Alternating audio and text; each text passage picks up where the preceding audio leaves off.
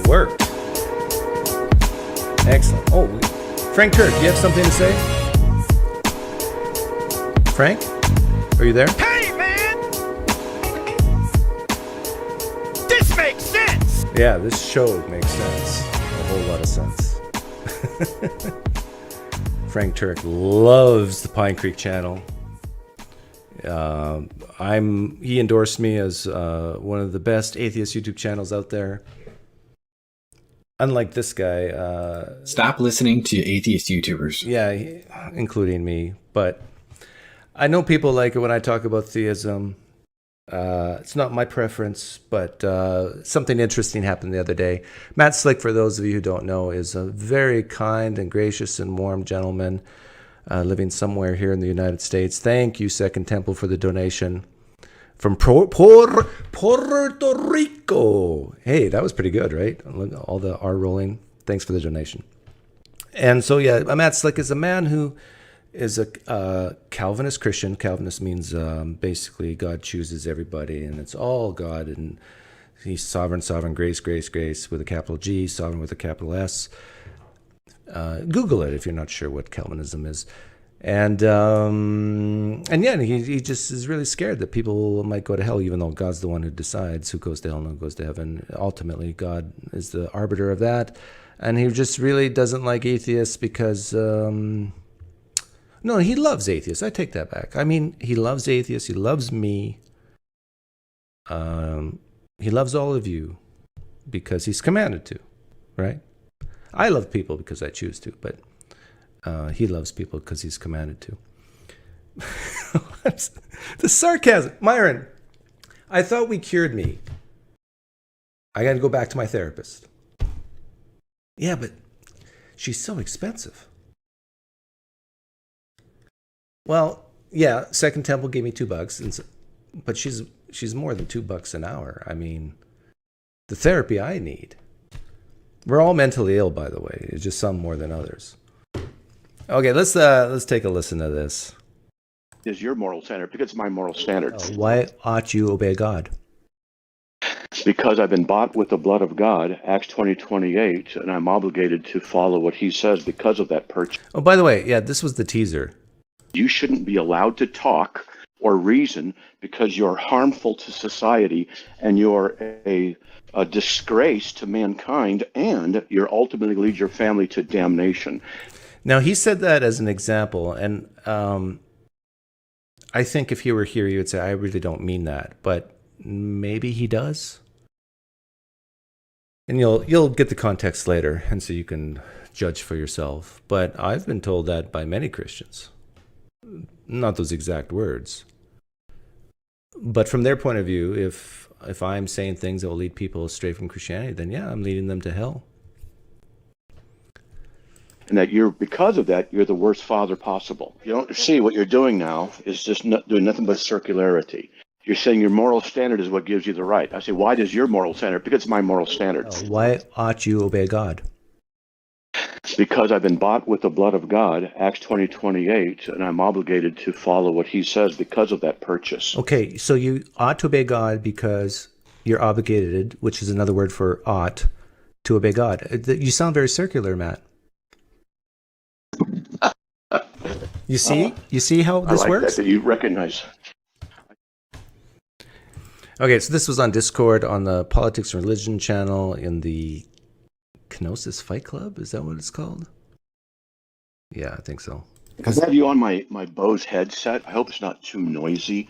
If it is, just say, hey, Matt, you're making too much noise. And I won't be offended. I'll just try and be quieter. By the way, another prologue to this.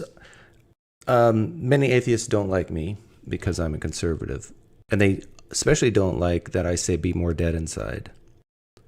They don't like that. It rubs them the wrong way. But it's precisely because I am more dead inside than the average atheist that I can have conversations like this with a guy named Matt Slick. That he can say things, the most offensive things or the most stupidest things, in my opinion and other people's opinion, and I don't fly off the handle. That I keep my cool. That you just let it ride. Here's advice, you can take it or leave it, but if you want to get good at debating, or not debating, but just having conversations like this, practice hearing things that you strongly disagree with and have no reaction.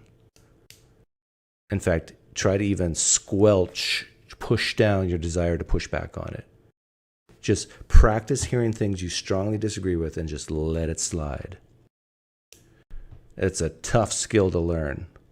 And maybe you have to be over 50 to do it. No, you're perfect right now. In trash. You're perfect. Okay. How about this? 3, 2, 1. Is that too loud? No, I heard it, but it's not loud. Oh, okay. And if people want to call in, they can call in. And if I speak under my breath about you being a slime dog, I hope you don't hear that. Slime dog. Yeah, it doesn't bother me. You can call me whenever you want. Can you guys talk about whether PineCreek Doug actually believed in Jesus Christ?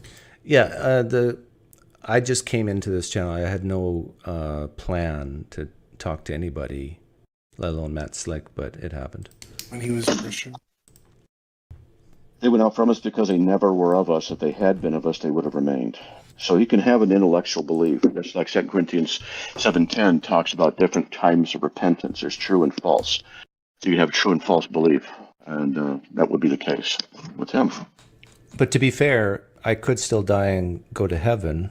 At some point, I might become a Christian again, right? Oh, wrong language. Christian again? You mean Christian for real? Sorry, a Christian for the first time. Yeah, you could become and if you're an atheist and you become a Christian, you weren't, like under Calvinism, this is true. You weren't a true atheist to begin with, right? If you really became a Christian, you'd go to heaven. It's simple. Yeah. So technically, none of us here knows, according to your theology, none of us here knows where my salvation lies or not. Yeah, I can't tell you what your salvation is, but I know where mine is. I know I'm saved. I don't know about you or anybody else. Notice what I didn't do here. Yeah. I said yeah, and I just let it go. Now you could talk for probably 45 minutes on that topic alone. How do you know you're saved, even for yourself? There's a different battle to be had. So that whole thing, he wasn't a Christian to begin with, well, that could be true, but that still doesn't mean much. I mean, it's all Is up it to God in the possible end. that... Sorry, I didn't mean to interrupt. No, go ahead. I was just going to interject with a question for the conversation. Is it possible that PineCreek, according to your view, Matt, he could be simply backslidden in his faith and he'll return to the faith? It was bait, Jen, yep. I don't know. I don't know his condition state. I don't know what he's, I don't know. If he's a denier of Christ, openly denies Jesus is God in flesh, died on the cross, rose from the dead, I'd say no, not even. Okay. Yeah, I have to say it's like always possible. Yeah, since you don't know for sure. all Catholics are going to hell, that's for sure. Matt Slick does scare me, as you can tell by my hair there. Could understand you. Sorry.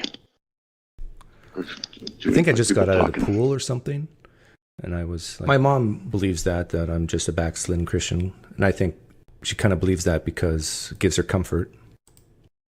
That's how moms are. Bless her heart, Feel free to call in at any time, by the way. A little bit. Sure. If it's okay, please understand I'm not trying to judge you. Maybe mock, but not judge, okay? He doesn't know who he's talking to. That was another joke. But Can I guess your question before? now that Oh, sorry. Yeah, no. I was going to guess what you were going to ask me, but you already started, so never mind. All right, that's okay. Do you affirm right now that Jesus Christ died on the cross, rose from the dead? Do I affirm it? No. Okay. Well, you're not a Christian then. Next. Yeah, that's pretty obvious.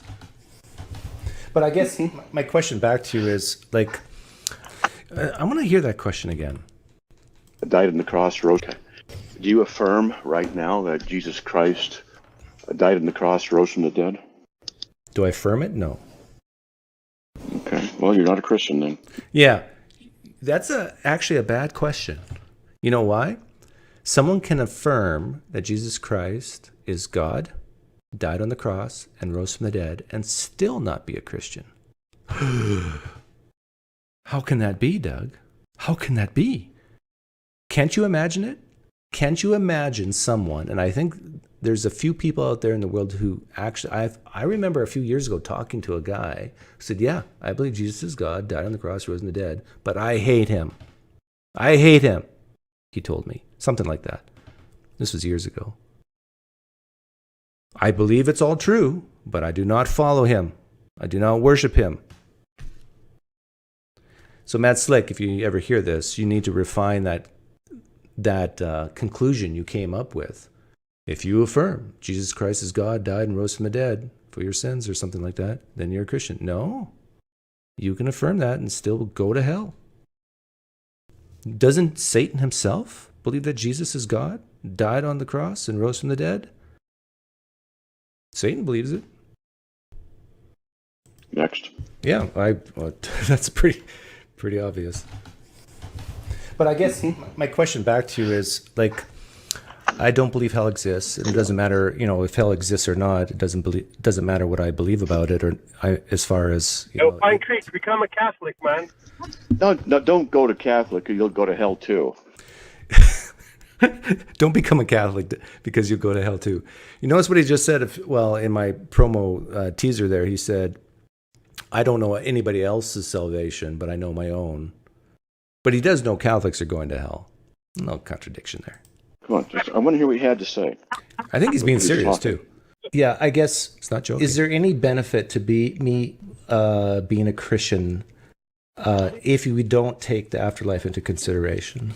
Yes, and if there's any Christians here right now, please call in and answer that question, because I think Matt failed to answer it. The question is, what's the benefit of me being a Christian here on earth? For me. Well, that's kind of interesting.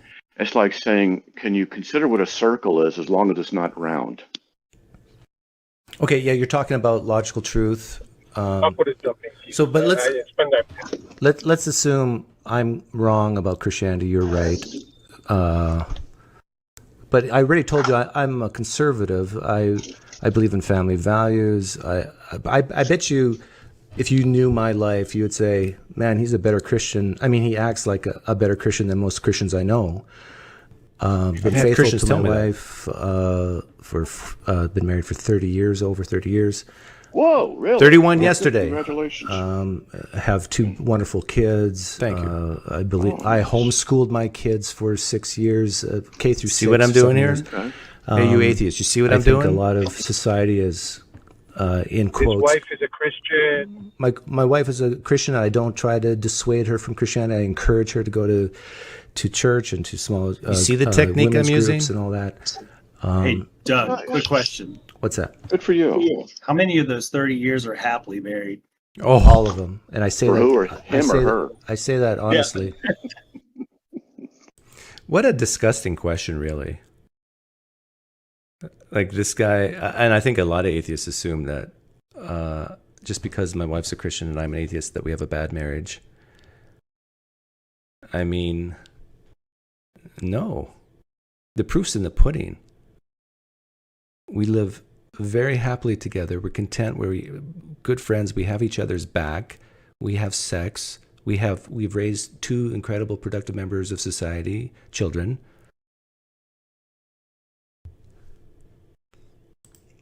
No, we have a wonderful marriage. And we raised two great children. Having sex is a big productive members of society. So I guess one question my wife has found it hard to answer for me, and we very rarely talk about religion anymore, but I asked her, why do I need Christianity? And I think her answer is, here on earth, you don't. It's not like I need to pray to God to help pay the electric bill. I'm not sick. Maybe that will change someday, but I don't need to pray to God to help me with my health or the health of my family. I'm a realist. Like, if bad things happen and I accept it, I'm very content in life. Yeah, that's one advantage of being an atheist, is when bad things happen, you don't cry out, why God? Why me? Or you don't ask questions like, Lord, what is your will for my life? Should I take that job? Should I marry that person? No, you weigh the pros and cons. You try to make the best decision you make. You realize you're going to make mistakes. You learn from them. I would say I'm happy. I have peace. I don't worry about things like a lot of people do. And so she found it very hard to answer. Can you be happier? So she found it very... She find it very difficult to answer that question. Why do I need Christianity for here on earth? So are your kids atheists too, or they do whatever they want? I'm hearing a ton of background noise. Yeah, it goes away. Don't worry. Are your kids atheists too? I would say yes, but they might not use that label. Yeah, that scares Christians to hear. Thank you, PineCreek, for making atheists. They're skeptical. Leading my kids to hell, right? Well, if hell is real, then I'm doing a really bad thing. But I truly, truly believe that hell does not exist. It's just even Christians, the hell of eternal conscious torment. There's a lot of Christians who don't even believe in that. But they're flag-waving phonies, mind you. Cool. But you're a good person.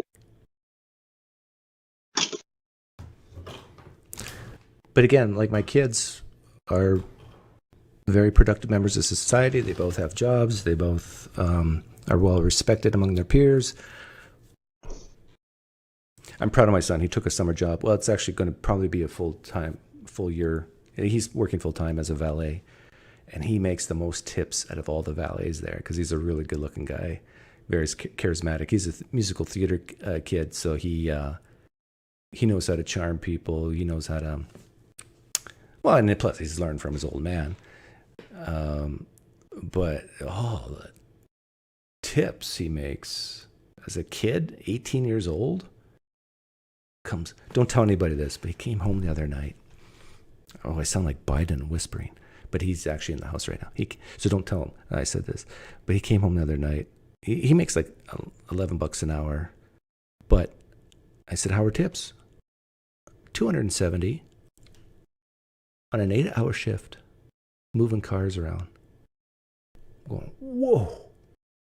My wife was there too, and I said, hey, wifey, you want a valet? She's a teacher.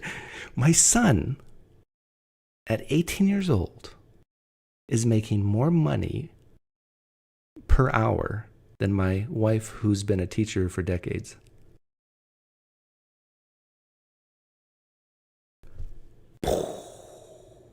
He's not making more money than me. Let's be real about this. But he's making more money than my professional teaching wife. Moving cars around. Sorry, I got totally distracted there for a second. And I really don't see the practical value of Christianity other than, assuming even if it's true, other than eternal salvation, eternal life, which is a huge one if it's true. But here on earth, I don't really see it. All right. So are you going to live past tonight? I hope so. And if you don't? Then I and if you don't? Yeah, we hope so too. Okay. Then I don't. So if Christianity is true, then now does matter because now is the time of salvation. Right, I understand that, but I don't believe it's true. So that's the problem, right? So, like for example, the concept of hell does not scare me one bit. That's how confident I am that it's not true. Really, I'm being sincere.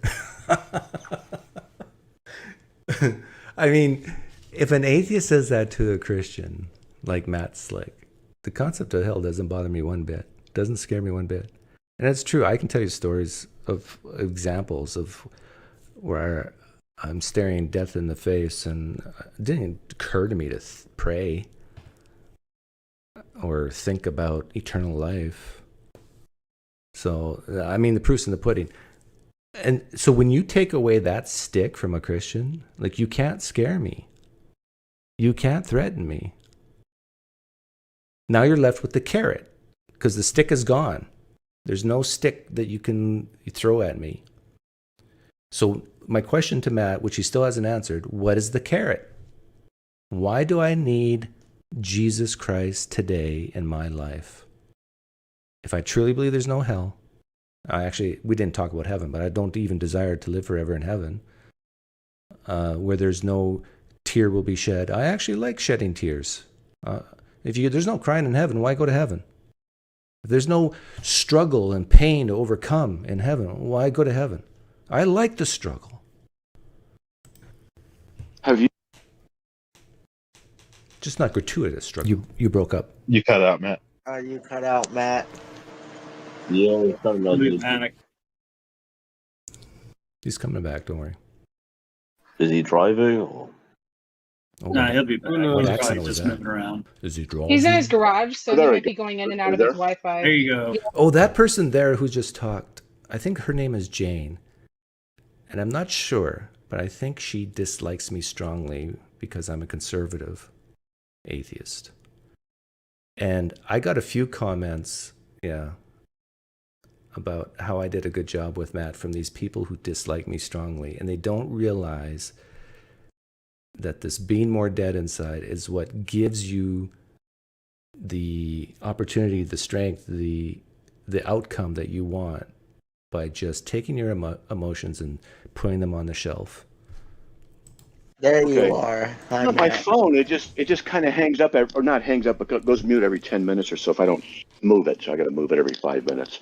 Okay, boo. So I was gonna ask you, let's just, I forgot what I was gonna say. Dang it! Oh yeah, NDEs, near-death experiences. Have you researched any of those at all? NDEs. Yeah, a while back I did, and they're not convincing to me at all. I think it can be explained by neurons firing in the brain and a recall of past experiences. But the general gist of it, without debating it, I've never found it convincing. I can't imagine things that would find it convincing to me. I can imagine what would change my mind. Well, as a researcher writer, I've done a lot of research on NDEs, and all of them, I'm with you. It could be this, it could be that, except for one category of them, which I know of no way to explain them. And that is people who are born blind and they're on an operating table and they die for, 10 minutes, whatever it is. There's lots of accounts, not like millions, but there's lots of accounts where they're born blind, never have seen, they die on the operating table, and then they revived, and they say, I went and I understand what you mean by seeing now. I went over to this room and there was Aunt Martha, Uncle Joe, because I could hear the voices, I could hear the voices. recognize them, and told them, describe what they were wearing. I mean, things like this, which is no possible way. I couldn't see them, but I could hear them. It's brain neurons firing, just not happening. Yeah, it's so unconvincing. And a lot of these stories, like if you just Google it, you'll find a lot of them are back in the 70s and 80s. It seems like, am I wrong? But it seems like these types of NDEs that he's describing, of people seeing things in the operating room, don't happen anymore. It's only way back then. And these kinds of things, that's what gives me okay, something's up now. Have you ever heard of those at all? Yeah, and I don't find them convincing at all. A lot of them are like from decades ago, and it's like I would love to talk to a person like that firsthand. I don't know how much of it is cognitive coaching through some type of therapy of like after the fact. But to me, there's things that would change my mind that are way better than NDEs. And that is, what's up? It would be things like, let's say, I don't know why you guys waste your time with this guy, man. Dude, let him finish. Golly. Loser, man. He has his own channels, always going after Catholic, Christian. What did he say? Don't waste your time with this loser. Loser, man. He has his own channels, always going after Catholic, Christian. He's always... I didn't understand. He said something about Catholic Christians. But this shows you that the fear is so strong in some Christians, some Christians, that don't have anything to do with PineCreek. He's dangerous. He hates Christianity, which I don't. He's out to get us, which I'm not. You're going to be muted if you keep that up. So, like basic things that took place that's reported in the New Testament as taking place, the miracles. So, Matt, if you were to come to my house, I have a pool in the backyard. He said, always going after Catholic Christians? Okay. Well, that's not true. I probably go after Protestants more than Catholics. I know my pool, and if you didn't know it was coming, I just said, "Hey, in the name of Jesus, can you use the name of Jesus to walk on my pool?" I usually stand in the middle of my pool without sinking. I usually use the water-soaked napkin, but this time I did walking on water. Yeah. What would I do for you? I would probably start investigating Christianity and saying, what type of Christian should I become? So, for example, if a Muslim, if I had a Muslim friend who did the same thing, and I said, pray to Allah that you can stand on the pool, and it didn't happen, I mean, that would be, I think, evidence for Christianity. Well, I have proof then of a miracle for you. I can show you a picture of my wife 30 years ago when we got married. Total stone fox. Take a picture of me. I look like a bag of rocks. There's a miracle that she married me. Okay. Now, for those of you who hate Matt Slick, hate's a strong word, dislike him. He's trying to be lighthearted. He's trying to be funny. That's good. I like that. That would be hard for you to refute. Well, it just shows you that miracles do happen. Okay? And there I showed. But would you say that my sort of condition to believe is bad? To believe, yeah. And the reason is because then your condition to believe would be based upon experience. Now, and not Christ. Ooh. See, and this is a different answer than. Well, he said, and not Christ. But what about the inner testimony of the Holy Spirit? Isn't that not an experience? That inner testimony? And not your need, because the issue is, for example, here's one of the things I do with people. I'll try and set you up, but not maliciously. So if you play along, I'll try and set you up a little bit. Okay? Mm-hmm. Can I try? Oh, yeah. All right. He's basically saying to me, I'm going to try to trap you. Just go with it. And I appreciate that. So you and I are at a park, and you're a polite guy, and we're just politely discussing and disagreeing and drinking a cup of coffee and having a good time. And I show you a picture of my wife, and you say, wow, you are right. It is a miracle. All right. So, and we're talking, and we see a man beat a woman to the ground really fast. We run over there to try and stop him. So I want to, for the Christians who might be listening on the replay or now, I want to point out something. Many times when an Christian apologist talks to an atheist, they don't talk about Jesus. They go to morality. They use the tag arguments like what's your grounding for logic, first cause arguments. They don't start with Jesus. Now, I know why they don't, but I just want to point that out. Kicks her, hurts her, robs her, and he gets away. That's an injustice, right? Yes. He should be punished, right? Yes. Yeah. Okay. So you and I, a year later, are in South Africa, same discussion. Hey, there it happens again. A woman gets beat and all this stuff. We go to rescue her, but we don't get there in time, and the guy gets away. And so that's also an injustice, right? He ought to be punished. Right? Yeah. So what you're doing is you're saying there's a universal ought. You're saying there's a universal thing. It doesn't depend on where you are or when you are. That someone ought to be punished because it's a moral ought. It's a universal truth that you're adhering to, right? No, that I disagree with it. That it's universal. Yeah, I should have been clearer on that. It's universal in the sense that I would apply this standard no matter what time frame, where I am, and so forth. It's a standard that is not subject to geography and location and time and so forth. But someone else can have this standard that they think ought to be applied to everybody else, and it'd be different than my standard. And then that's where we debate and say which standard's better. Oh, it's okay. So if we go to Nigeria and it happens, then he shouldn't be punished, right? No, I'm saying that based on my standard of morality, my standard, I would say in both cases that they should be punished, given that it's this situation. There's not some weird moral dilemma going on. Right. But why should he be punished? Based on my standard of morality. Okay, now I'm going to go up one level here. Does that make sense? Like my answer? Does that make sense? Yeah, I understand what you're saying. Yeah, I understand what you're saying. Based on your system, it ought to be done. So it's subjective. What you're saying is your subjective system. Yeah, and based on his system, it's what God says ought to be done, and that's God, the subject. He's a personal God, according to Matt. He's a Christian, personal God. God's the subject. Same thing. So let me ask you. I'm going to go raise the. Are we going to Hitler? Is this where it's going? Going where? Are we going to Hitler? That's the ultimate. No.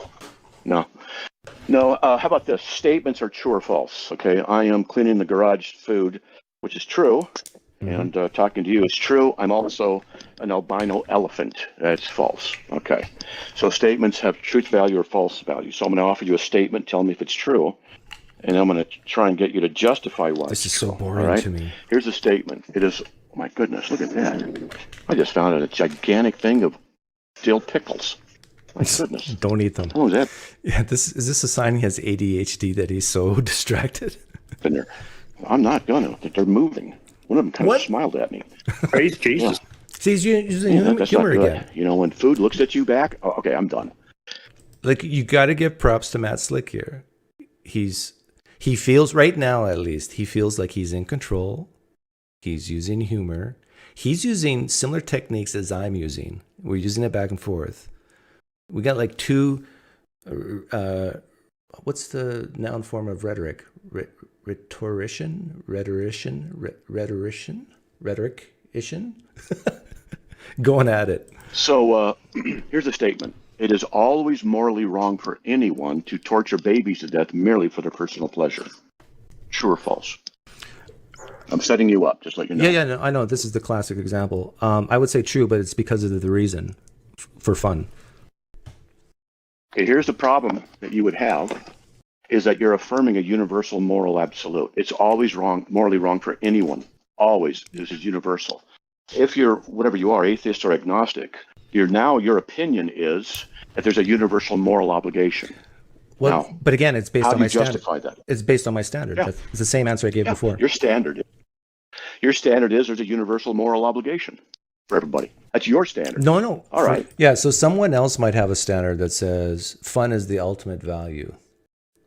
And so whenever you can have fun, you ought to take it. And if that fun includes torturing a baby for fun, then you ought to do it. Someone could actually pose that moral standard. Now, I don't think that would happen, and I think it's because we evolved. Now, Christians would say it's because of God putting this conscience in your heart. But I would say we evolved with these proclivities, with these foul ideas that, this is bad because it helps our survival, to not torture babies for fun. For me. So, for example, I could ask the same trap question back to you, and let's up it up another notch. Would you, true or false, what Hitler did to the Jews in the concentration camps was wrong? It's true. It was wrong. Okay. What if God commanded it, decreed it, and wanted it? Is it still wrong? What kind of I love want? that question. That God actually planned it out. In fact, let's say he commanded Hitler, God himself commanded Hitler to do it, and Hitler was following God's command. Is it wrong now?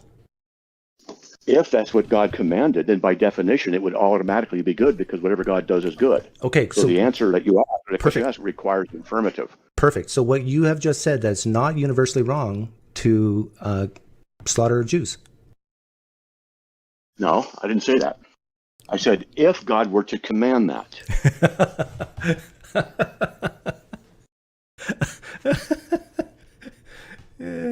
This is where I think it's been very nice up to this point. We're joking back and forth. And this is where I think it started to change. Is it always wrong to put a bunch of Jews in a room and put on the cyanide gas? Is that always wrong? Matt Slick has to say no. It's not always wrong, because if God commanded it, then it's right and good and moral, because whatever God commands, decrees, wills is right by definition. Right? Because the principle is if God commands something, there's a reason. and God's reasons we can talk about. Everyone's guilty before God. This is why he said, go kill all the Amalekites, all the Canaanites. Go take care of them, wipe them all out. So he commanded the Israelites to do that, and it was morally right. And we can discuss why that's morally right. I understand, but not cyanide, it was Cyclone B. Okay, thank you, Mr. Science. Good thing Mr. Science is here to correct us. But notice your answer is similar to mine. Based on God's standard, for that situation, it was wrong. Same with me, based on my standard, given that situation, it's wrong. But on a general blank statement, is it always wrong to kill a Jew? This is for fun. Oh, well, maybe it's not bad. Is it always wrong to kill a Jew for fun? Why am I picking on the Jews? Well, no, let's say not for fun. Just for a reason. You would say no. And I would say no because it depends on the situation, right? You're not making any sense to me. You said for a reason. Yeah, I was clumsy with that question. You and I look at an action between two humans. We're walking down the street and we see a person pull a long machete out of their jacket and chop the head off of a little girl. I look at you and I say, that's evil. You look at me and say, that's evil. But now we get new information. God decreed and commanded that guy holding the machete to do it. Now you have to change your answer. It went from this is evil to this is good. Correct? See, I do that. Would you change your... Notice he didn't answer the question. Well, maybe he does in the future. But this is exactly how you talk to Christians about morality. Their moral intuitions say, I see an action, I make a judgment, this is evil. But then new information comes that God commanded it. Now it always was good. And I just thought it was evil. So Christians now have this tough situation.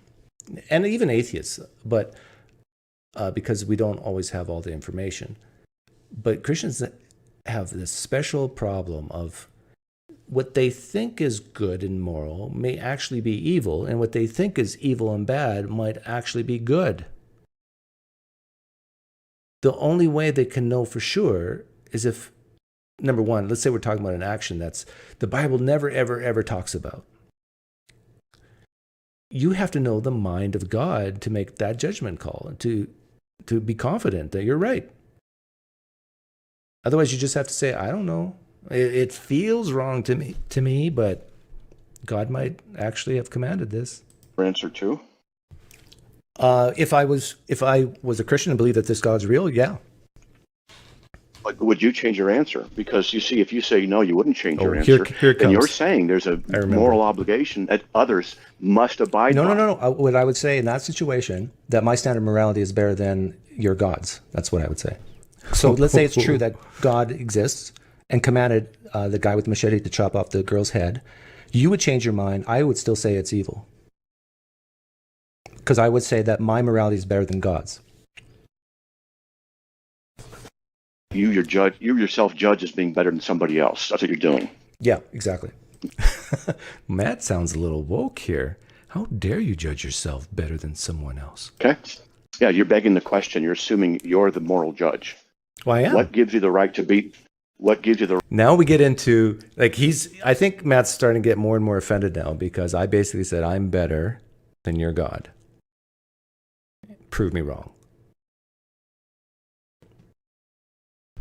Right to be that and say someone else is wrong. Freedom. Okay. You can you can say that you are. Okay, now we're shifting. Notice what's happening here. We're shifting from the apologetic of morality to now the apologetic. Well, it's still, I guess, morality, but more specifically, the is-ought problem, which occurs even within Christianity. You do the exact same thing when you say God is the moral arbiter, or the standard morality. You have chosen to make God your moral compass. Yep. Right? Subjectively, Matt, that was your choice. And he yes, so what? Yes. So I'm saying that we both have chosen our standards. Can I, if Matt would allow, can I ask PineCreek a quick question and then I'll bow out? Sure. This guy Is that sounds okay, nice. Matt? whoever you are, He cut off. you sound like a nice guy. Okay. A minute. My Okay, there question. we go. Oh, Hey, Matt. I was just asking PineCreek. Would you mind if I ask PineCreek a quick question and then I'll back out? Just ask it. sure. So my question, PineCreek, would be that in this view, that in the hypothetical worldview, that God is real, and we acknowledge that God is the creator, including He created your mind. Would it not be self-defeating to say if God created your mind and you think that you know better than God, it's a self-defeating proposition? No, I don't think so. Not automatically. I think your intuitions would think that. I admit to that, okay, if He created you, then He's better than you. But there's a hidden assumption there that just because He created you means that He's a perfect moral being. You would have to add that in. Yeah, and if you do add it in, then basically you're saying, just by definition, which is not very persuasive. So I could say, for example, don't do X. And you ask, why shouldn't I do X? And I said, because I said so. And I am the standard, the ultimate standard of morality, so don't do it. You ought not do it. By definition. Now, Christians can add on, God created the universe and He's very powerful. But that doesn't make Him a good God. By definition, I mean, you have to, by definition, add in that He's a good God. And then again, it's just by definition.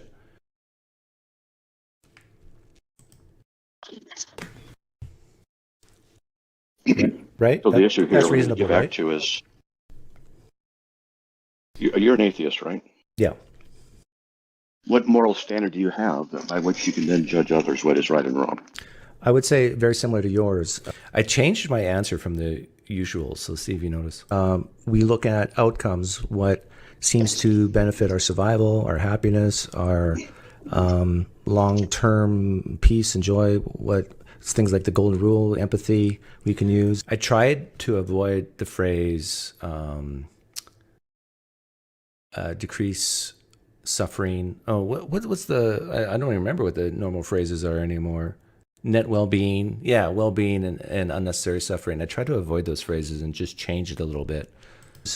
And I actually think that Christians have that same system, but they just attribute it to a God.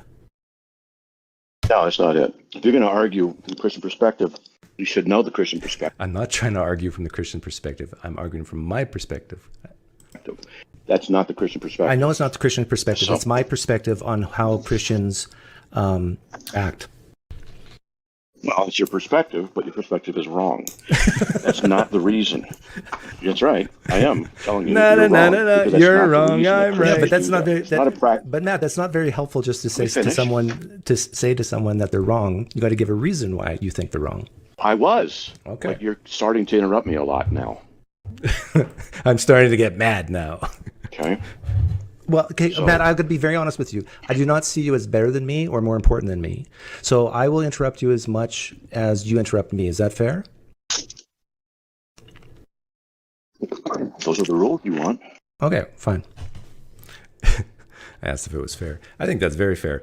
Now, I should have added this, though, because there was like one or two times up to this point where I was talking and he started to talk and then he saw I was still talking, so he backed off. But the problem with Matt is, and this will come up, is that he tends to just talk too much. And so if you don't interrupt, then it's like filibustering. It just goes on forever.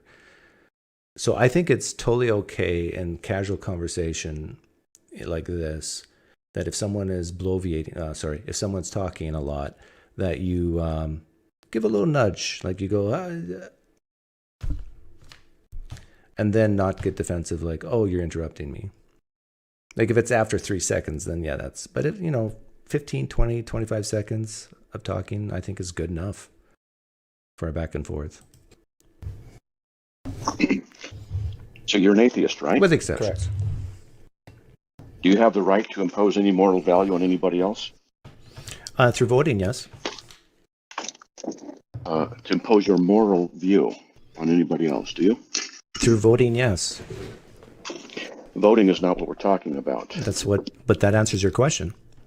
So in other No, it words, doesn't. so no, it doesn't. How does it not? I don't even know. Like, the term right is so loaded, and we get into the definition of right. I'll just let it play. In other words, if I think a certain policy or issue is wrong and I want it changed, and if the government is the arbiter or the one that's enforcing these laws, these rules, and I don't like it, I can use my vote to change it. So in that way, I am imposing. In that sense, I am imposing.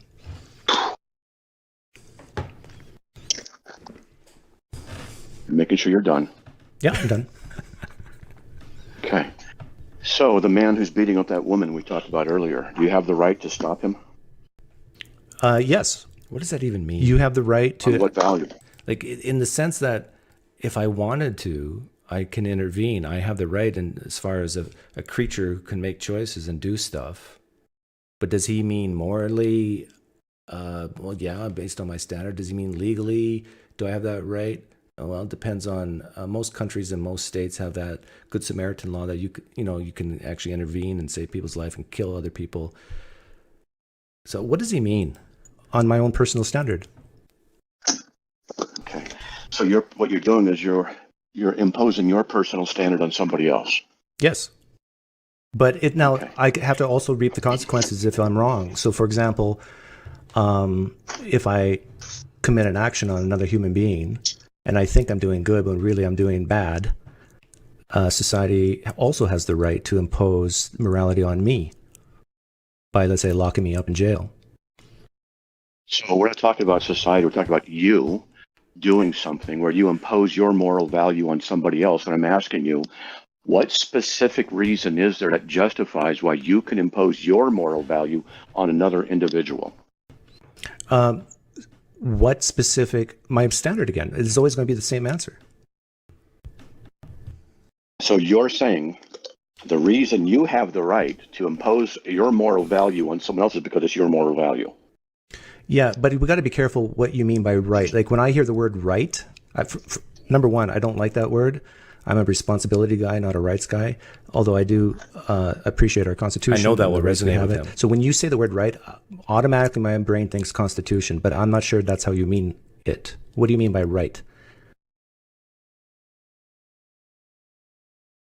Like, when you say right, do you mean freedom? Stop someone from, do you have a moral obligation to stop someone from raping someone else? It depends on the situation, but I would lean yes. Like there could be a situation where the person has a gun, and let's say I see this person rape a woman, but it is very clear that if I intervene, I'm going to die. That means my wife loses a husband, my kids lose a father. Right. I still have obligations to them as well. Okay, you're walking around. This often happens with atheists. You have to be super, super, super detailed because they always want to find ways to try and get out of the difficulty. Translation, my traps are not working. That's the translation I get from what Matt Slick just said. So, may I ask why you just said no what you danger said? to your family. Because I think I gave a very reasonable answer. No danger to your family. No danger to yourself. You're able to stop someone from doing something really bad to somebody else. Do you have the moral obligation to act accordingly? Based on my standard of morality, yes. So you're saying on your standard of morality, you have the moral obligation to interfere with someone else's moral position? Yes. Okay. What justifies you having such a moral standard or moral right to impose your moral on anybody else? My moral standard. Okay. Well, you don't see what you're doing now is doing nothing but circularity. You're saying your moral standard is what gives you the right. I say, why does your... This is very important. This was the teaser. All you're doing now is saying you ought to do what you ought to do. Remember that.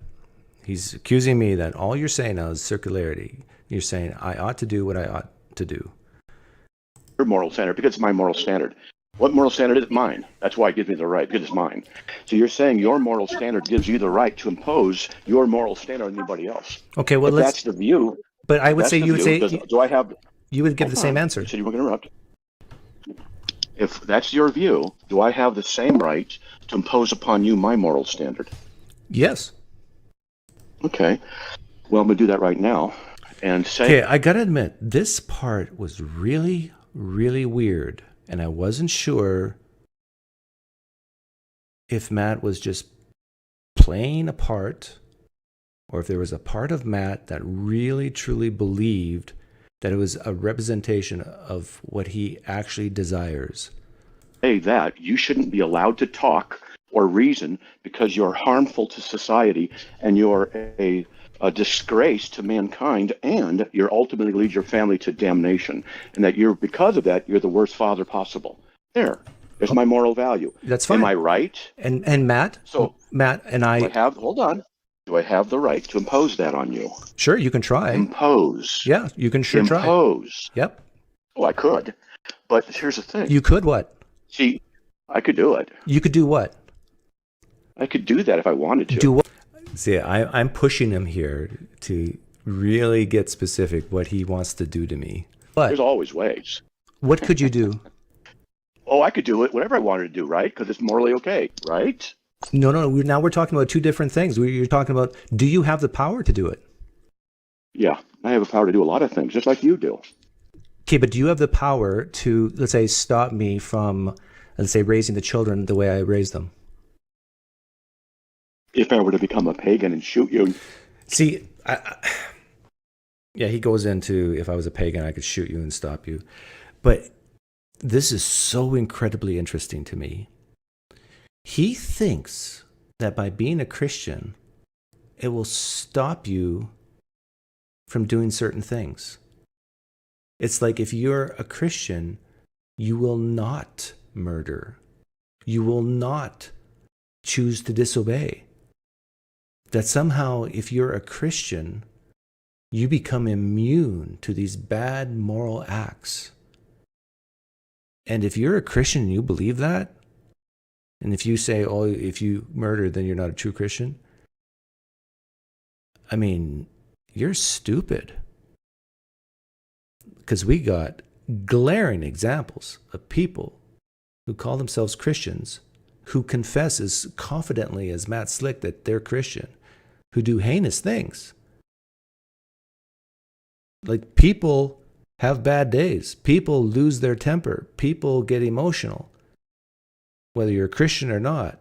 And then you commit crimes because of it.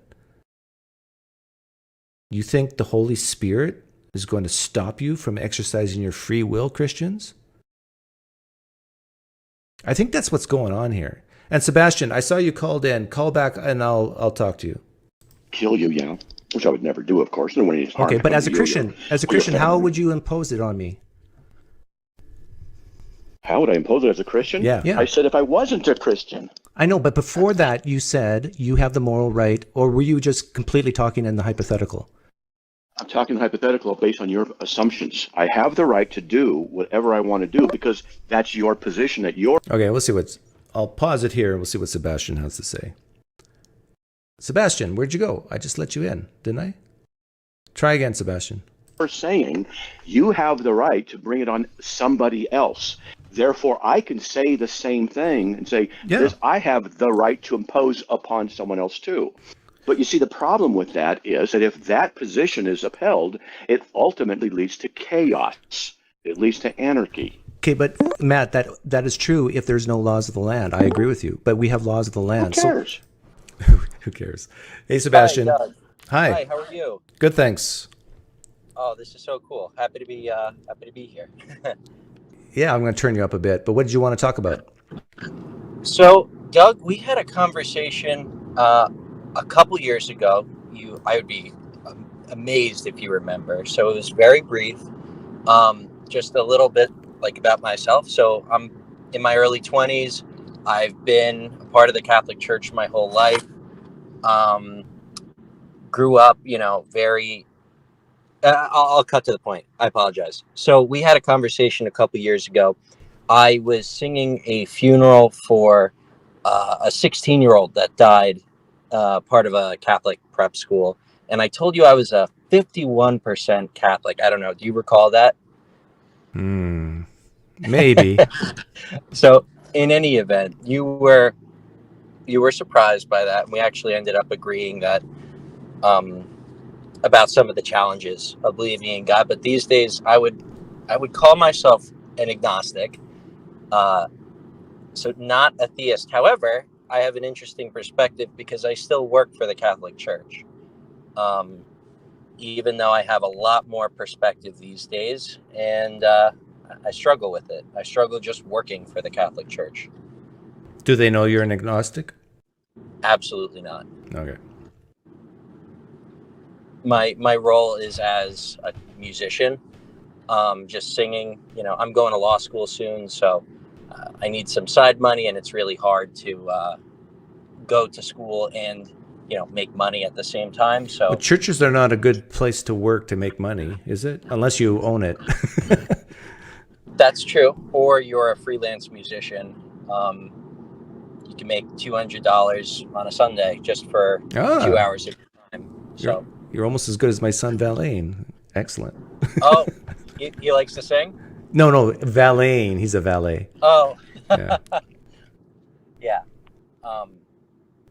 So, but I thought that we could also possibly talk about one of my very good friends who is a Catholic, but he doesn't strictly follow a lot of the, you know, Catholic teachings. But he brought up one interesting point that you might want to talk about and other people might have an interesting perspective on. And that is, does God hate sin if you followed like a Catholic teaching or really any Christian teaching? Does God hate sin? And I would say that I would argue that he does. My buddy Brad, who is Catholic, says that there's no way that God could hate sin because he created it and gave us that ability with free will, if again you choose to follow that belief, which we both don't, I don't think. So wait a minute, the Catholic says that God doesn't hate sin because if he did hate sin, he wouldn't have created. Correct. Yeah, your Catholic buddy understands the real problem of evil. Right. Yeah. Good for him. He's also, he's a lawyer, so he's a very logical person. Interestingly enough, he's been going to mass before taking his bar exam, and I even went with him just to support him. But I see a lot of like danger in you know, my own dealings with the church and dealing with a music director who is a really bad narcissistic type person, and how it can affect a lot of people that are good people, good intention. They grew up nothing crazy, like not a Pentecostal church with a lot of very harsh beliefs, and either you believe this or you burn in the fires of hell. So it's pretty interesting. Yeah. But Doug, so I guess my question for you, as someone who is an atheist and who has a great channel, what do you think about me singing at churches, not doing it to help people, not doing it You're breaking up a little bit. to hurt any? I just want to make some money on the side, singing, you know. Oh, I apologize. Yeah, but I think I got your question. Can you hear me now? Your question basically is, what's my take on you working for the Catholic Church, even though you're agnostic? I'd say keep doing it. It's fine. You're doing something you love to do. You love to do music. Even though you're saying that you're doing it for the money, you're probably still, to borrow a phrase from the Christians, blessing people through your talent, and so it's a win-win. To me, it's like a masseuse. You're giving people a massage, even though you don't like giving massages. You're doing it for the money. You get the money. Well, no, you would like giving massages in this case because you like doing music, right? I love music. Yeah. I love music, and I learned all of it from the church, actually, and I got to do it at a very big level, which is fun. My only advice to you is, if someone asks you direct, are you a Christian? Do you really believe this stuff? Don't lie. Just tell them the truth. And if that means you lose your job, you lose your job. Why do you think that? Because I think the only good time to lie is with someone's life's on the line. There's an extreme example. You can find other jobs, and you don't need to lie here for any type of greater good. Just be honest. And I agree with that. And there's a chance that even by being honest, they might let you keep being a musician at church. But if you lie to them and then they find out, you're probably going to get fired. That's true. Yeah. That's definitely true. And I think to your point, I asked why because I wanted to hear your reasoning. I find that one of the reasons why I left, or why I don't believe, besides reading the Bible more and having difficulties with logic, I find that being true to myself in terms of the work that I do is important in my life. Like, there's no reason to lie other than if it's just to make money. You're right, there are other ways of doing that. But I don't have, because it's not like I'm doing this to harm people. I'm not trying to prove a point. I'm not, people are there mostly for good reasons. So it's not my place to judge them. Yeah. If that makes sense, if you follow me. Yep. I'll let you go, Sebastian. Thanks for touching base again. Doug, thanks. I love your channel. It's really helpful. I appreciate it. You didn't go from 51% Catholic to below 50% because of me, though, right? Doug, you helped. But Oh. not in a harmful way. What made me happy was the fact that I see you, I see your channel, I listen even to your politics, and I think you come from a good place. You don't want to harm people. I think that a lot of people talk to you because they're emotional and they have very strong convictions. And I think some of the stuff that you do that gets the most attention is when people get a little wacky. But you come from a good place. You're curious. You enjoy talking about this. From what I take it, you have a good family and you enjoy this. And your goal isn't to harm people. You're just telling your story. So I take it you got the check that Myron sent you to say all this stuff on my behalf? No, I didn't get paid. I'd like to, though. Okay, well, thanks for calling in. Take care. Thanks, Doug. That's a nice call. And Trent Horn, if you're listening, look what I did. This nice Catholic young man, Trent Horn, nice Catholic young man. He was like barely a Catholic, and he was so vulnerable, so fragile. And he talks to me, and he goes down to the pit of agnosticism. He's actually an atheist. He just doesn't admit it yet. So if you want to impose something on another human being, you have that right, but you also have to suffer the consequences that other people in society impose on you back. So if you want to try to, for example, to stop me from being an atheist and talking in public, well, you have to go against the Constitution of the United States. You have to pick up arms and try to physically stop me, which you would have to be prepared for the consequences that I would fire back and kill you. Ooh. So we're not talking about legality, we're talking about morality. You keep mixing them. So I'm asking you, what moral right do you have to impose your... See, I don't get this. I'm not just talking about legality, I'm talking about consequences. If someone imposes the morality on me and I don't like it, and let's say it can do me bodily harm, in our country, you can't avoid the legality. I have the right to have a gun and to shoot you. Now, of course, it has to go in the court of law and see if it was self-defense or whatever. But this whole thing, but is it moral? Who cares at that point? Like, yeah, I'm in jail for the rest of my life, but I did the moral thing. Okay, if that helps your conscience, but... Self upon others. Not the practice, how do you do it, the right to do it. Through the Constitution of the United States. You said you weren't going to interrupt me. Well, you've asked the same question like 4 or 5 times, Matt. Let's be fair. The fairness is you said you weren't going to interrupt. I never said that. I said that I would... Folks, did he not say... Yeah, I never said I would never interrupt. Did he not say that he'll treat me and won't interrupt as I don't interrupt, right? Yes, that's what I said. Okay. Have I been interrupting you? I think so, a little bit. Yeah, not too much, a little bit. But the problem is, again, you talk, Matt, so much that if someone doesn't interrupt you gently, then they'll never talk or very rarely talk. Someone actually recorded the time difference or was keeping track, and that's coming up. I noticed that when atheists start to get cornered, they start getting more interruptive. But Matt, let me ask you some questions now, because it seems like you're asking the same question over and over again. Why ought you obey God? Oof. Desires it of me. I've been bought with the blood of Christ. I'm no longer my own. I belong to him. So? Okay, but even as a slave, you can still rebel. Why ought you obey God? Because I've been bought with the blood of God, Acts 20:28, and I'm obligated to follow what he says because of that purchase. Okay, so you ought to obey God because you're obligated, which is another word for ought, to obey God. You sound very circular, Matt. You see how this works? That you recognize.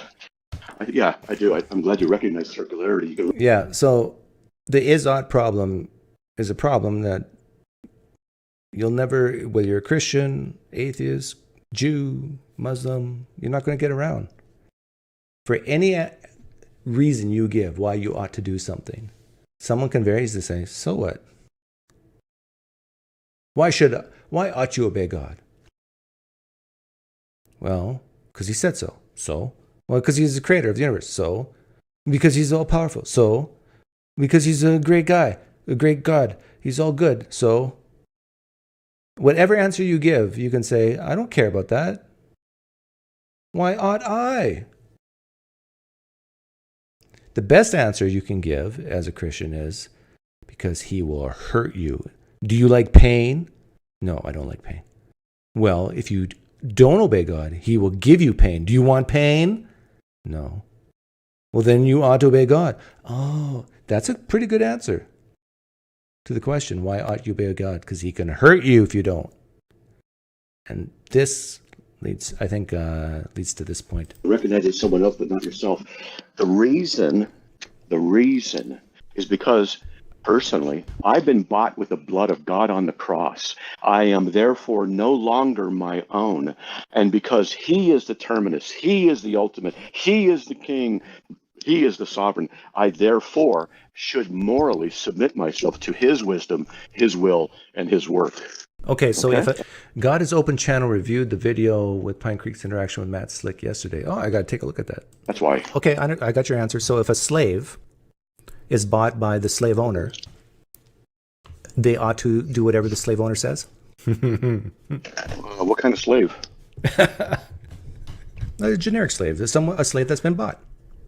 You know what Matt said earlier about, atheists, you got to have such detailed questions because they'll keep, he kind of implied that atheists slither and dodge. What kind of slave? Becomes property of the slave owner. All kinds of slavery. Can you answer the question? All kinds of slavery. Yeah, you have to define your terms first. There's all kinds of slavery in the Bible. A slave who's been bought by the money of the slave owner now is property of the slave owner. Does that slave have a moral or an obligation to do what the slave owner says? Because the slave owner has bought them. If the slave owner is perfect in all ways and perfect in help from the peanut gallery, because he's the creator of the entirety of the universe in the first place, then yeah. And if he's buying you from another form of slavery, that is slavery to sin in the context of Bible, then it is also morally justifiable. Is that your answer to that? Yeah, I could go with that. Go with a different one, but that'll do for now. Okay, so there's only a certain type of slave owner-slave relationship where that ought applies then, and that's with God. God is the terminus. Special and by the pleading. way, the slavery that you were talking about is not the biblical one. So. No, I didn't want to get into that.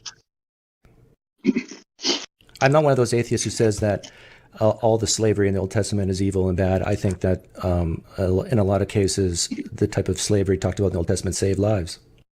True. So, I'm very surprised to hear you say it because it is true. Not that it justifies all kinds, but that is true. Yeah, I'm not your typical left-wing progressive atheist, Matt, who has a stick up his butt. Now, the atheists hearing that who are left-wing are going to be mad. Why aren't you denouncing slavery of all forms? But I truly believe that. Like back then, what were like 2,000, 3,000, 4,000 years ago, that certain types of slavery saved lives. Also killed lives, but...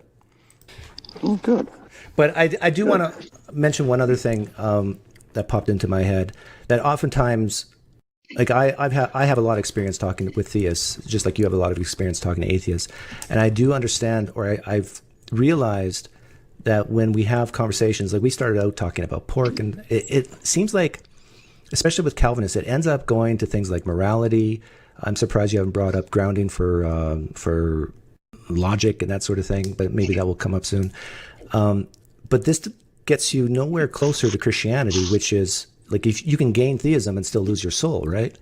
So the real issue here for us, because you're a Christian and I'm an atheist, is whether or not Christianity is true, not whether general theism is true, not whether there is this universal foundation or ought for morality. The issue is Jesus who he said he was? Did he rise from the dead? That's the key.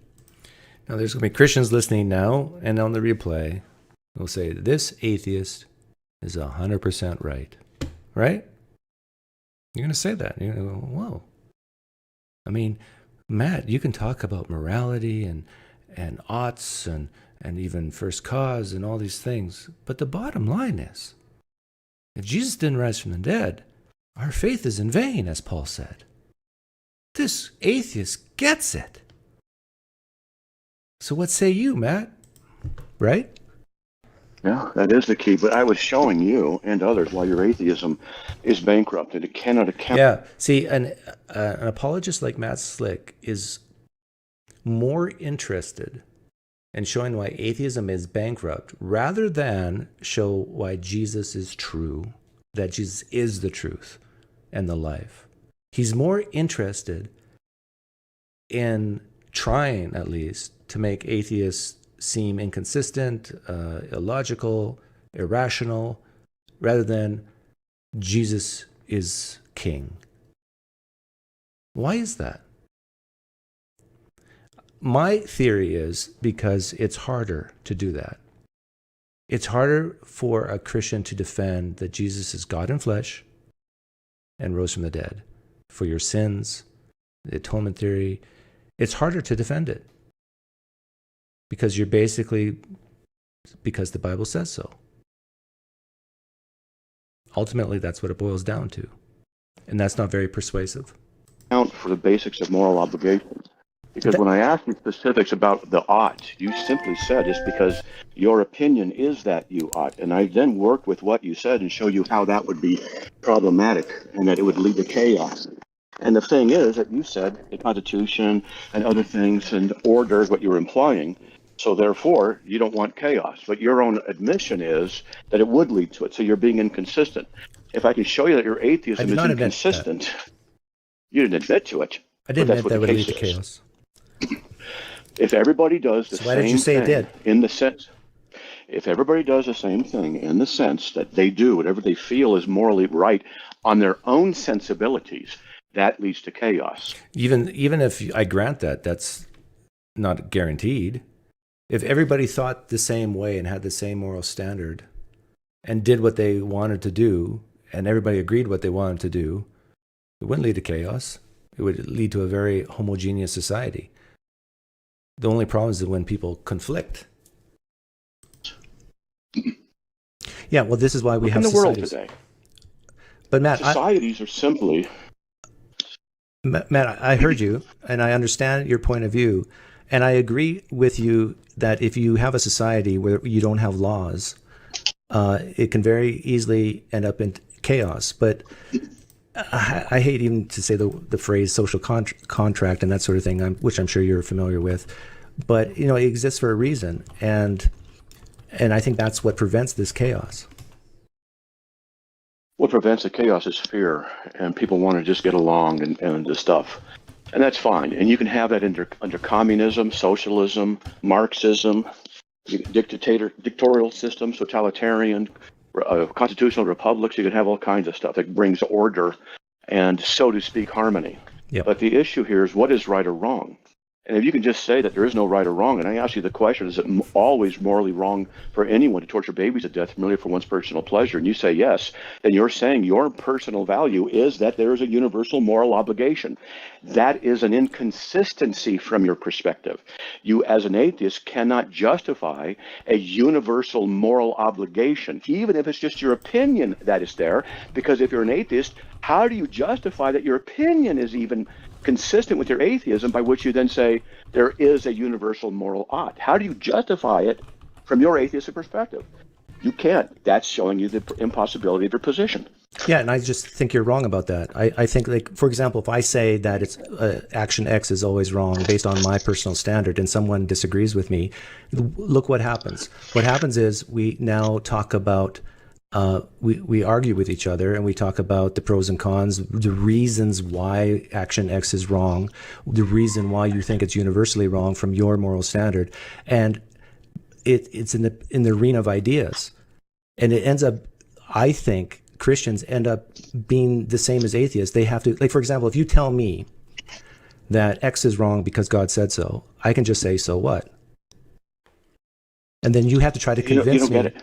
No, I do get it.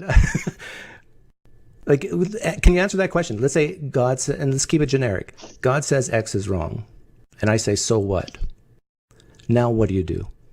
Yeah, you have to try to convince me. I say, okay, there's the, no disrespect meant, there's the mind and the heart of a fool who has denied God and will suffer the consequences of his foolishness on the day of judgment when he says to God, I don't care, and God pulls a lever and poof, there you go to hell. Right. This reminds me, I'm having flashbacks of theoretical bullshit.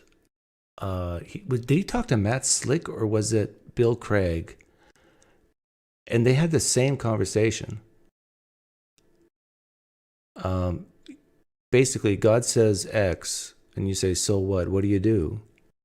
Well, what was Matt Slick's answer right here? Well, you're just a fool then. And so, try to convince me. You're not going to convince me just calling me a fool. What are you, a woke liberal progressive? Are you just calling names? You got to give me arguments and reasons. Try to appeal to what I value.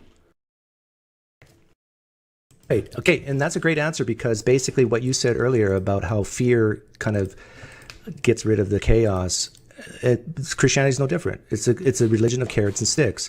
If you don't listen to God, you will be punished.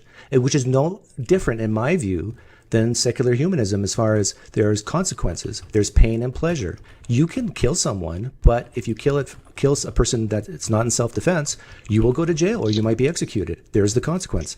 And so all the Christians have done is they've moved the carrots and sticks from planet Earth to the afterlife. Yeah, that's Except true. that trying to show you from your atheistic position, if you only have two, hypothetically, you only have two views, God, not God.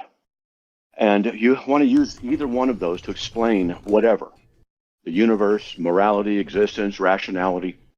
And one of those is impossible and can't do it. That means then that the other is automatically true, because it's called the impossibility of the contrary, and logic is a disjunctive syllogism. If your atheism can be shown repeatedly to not have any logical basis, any rational basis by which you can justify whatever it is you believe, affirm, and do, then it means that your atheism is basically a self-serving arbitrary system that you like. And then that means I'm just arguing with a guy about his opinions. That's all it is. Yeah, I could say the same thing about Christianity. It's a self-serving arbitrary system that humans made up that you like. No, it was true, Doug. The impossibility of the contrary. It has to be true. Because if it isn't true, my whole world goes upside down, and I might as well just rape and pillage and murder. Because you can't justify any reason why your opinions are the right ones. That's the problem with your position. It's intellectually vacuous. Well, but notice that would show that atheism is false, not necessarily Christianity is true, correct? I said if it was the case of God and no God. That's what I said specifically. Right. Yeah, so that means that does not get you any closer to Christianity, other than that a God exists. It does. Yeah, it does get you closer, because once you establish that atheism is invalid, then you get into the issues philosophically of the one and the many, universals, particulars, Right. abstract entities, abstract concrete objects, abstract objects, and which worldview then can account for them. But even then, that doesn't Yeah. get you closer to Christianity, because a Muslim can use the same thing. And I know I really don't want to get into this because you and I both have had this conversation, I'm sure of it, 1,000 times. Am I wrong? Probably wrong. So a Muslim cannot do this because the Muslim God, which is singular, A Muslim cannot use tag arguments. cannot account for unity and diversity, the one and the many, and it can't do that from its theological perspective. What if a Muslim were to just say that's your opinion? It can't, because I've debated it with Muslims. They're not able to do it because philosophically and logically, Unitarianism leads to bankruptcy because you can't account for the problem of the one and the many. That's just one of the issues. Are you familiar with that issue? Yeah, I'm familiar with it. Well, you know what it is? That there's a... Don't. That's okay. I'm not going to mock Well, you no, on the this. thing is, No. it's something about how can a cloud have a bunch of water drops and still be a cloud? I mean, and there's many versions of one and the many problem. I don't see it as a problem. That's why it's... But I really dislike this type of conversation because let me tell you my worldview, and you can poke holes in it if you like. My worldview is that it's reasonable, very reasonable, to say that something material, energy, has always existed, compared to that something, a new category of existence that we don't even quite comprehend, or can't even define, like spiritual or supernatural. So now we have these two categories, the supernatural, the spiritual, and the natural. To me, it's more reasonable that the natural has always existed. So I would say that the cosmos, not our universe, but the cosmos, the totality of everything, has always existed in eternal past, just like God has, except it's not a disembodied mind, it doesn't have will. And I will admit to one miracle, and that is the miracle that we exist, that through chemical and evolutionary processes, that we can think, we can that we're here. So actually, an argument that, look at the tree, that's not a bad, therefore God, that's not a bad argument. You don't even have to go deeper than that. But I would say when it comes to, like, this is so ridiculous. The problem of the one and the many. I found Jesus. Really? You found Jesus? How did you find Jesus? Well, what's your testimony? Well, I just was sitting on my sofa smoking a cigar. Hang on. I thought to myself, how do I resolve the problem of the one and the many? And then it hit me. Christianity, the Trinity. And poof, all my existential angst was gone. Now, I don't know for miracles, but to me that was a miracle. I think Christianity is borrowing from my worldview by taking my presuppositions that the universe exists, has the nature it has, and that we exist, that they've built upon my worldview to posit that there's a God. And I think we evolved with these proclivities to help us be more moral, to give us gravitas in telling people what to do. And so I view a lot of these arguments that you're bringing up as just a borrowing from my worldview to justify the belief in your God. And then we can get into the specifics of why I think Christianity is false. But yeah, so that's my worldview. Now you can poke holes in it. Yeah, you said a lot of things that have lots of problems. One of them, you said matter is eternal. The universe is eternal, right? Yeah. Cosmos, I said. There's reasons that's not coherent for you to say that. Now, if I show you that it's not coherent, are you going to abandon that position? Or are you going to retain it even if it's incoherent?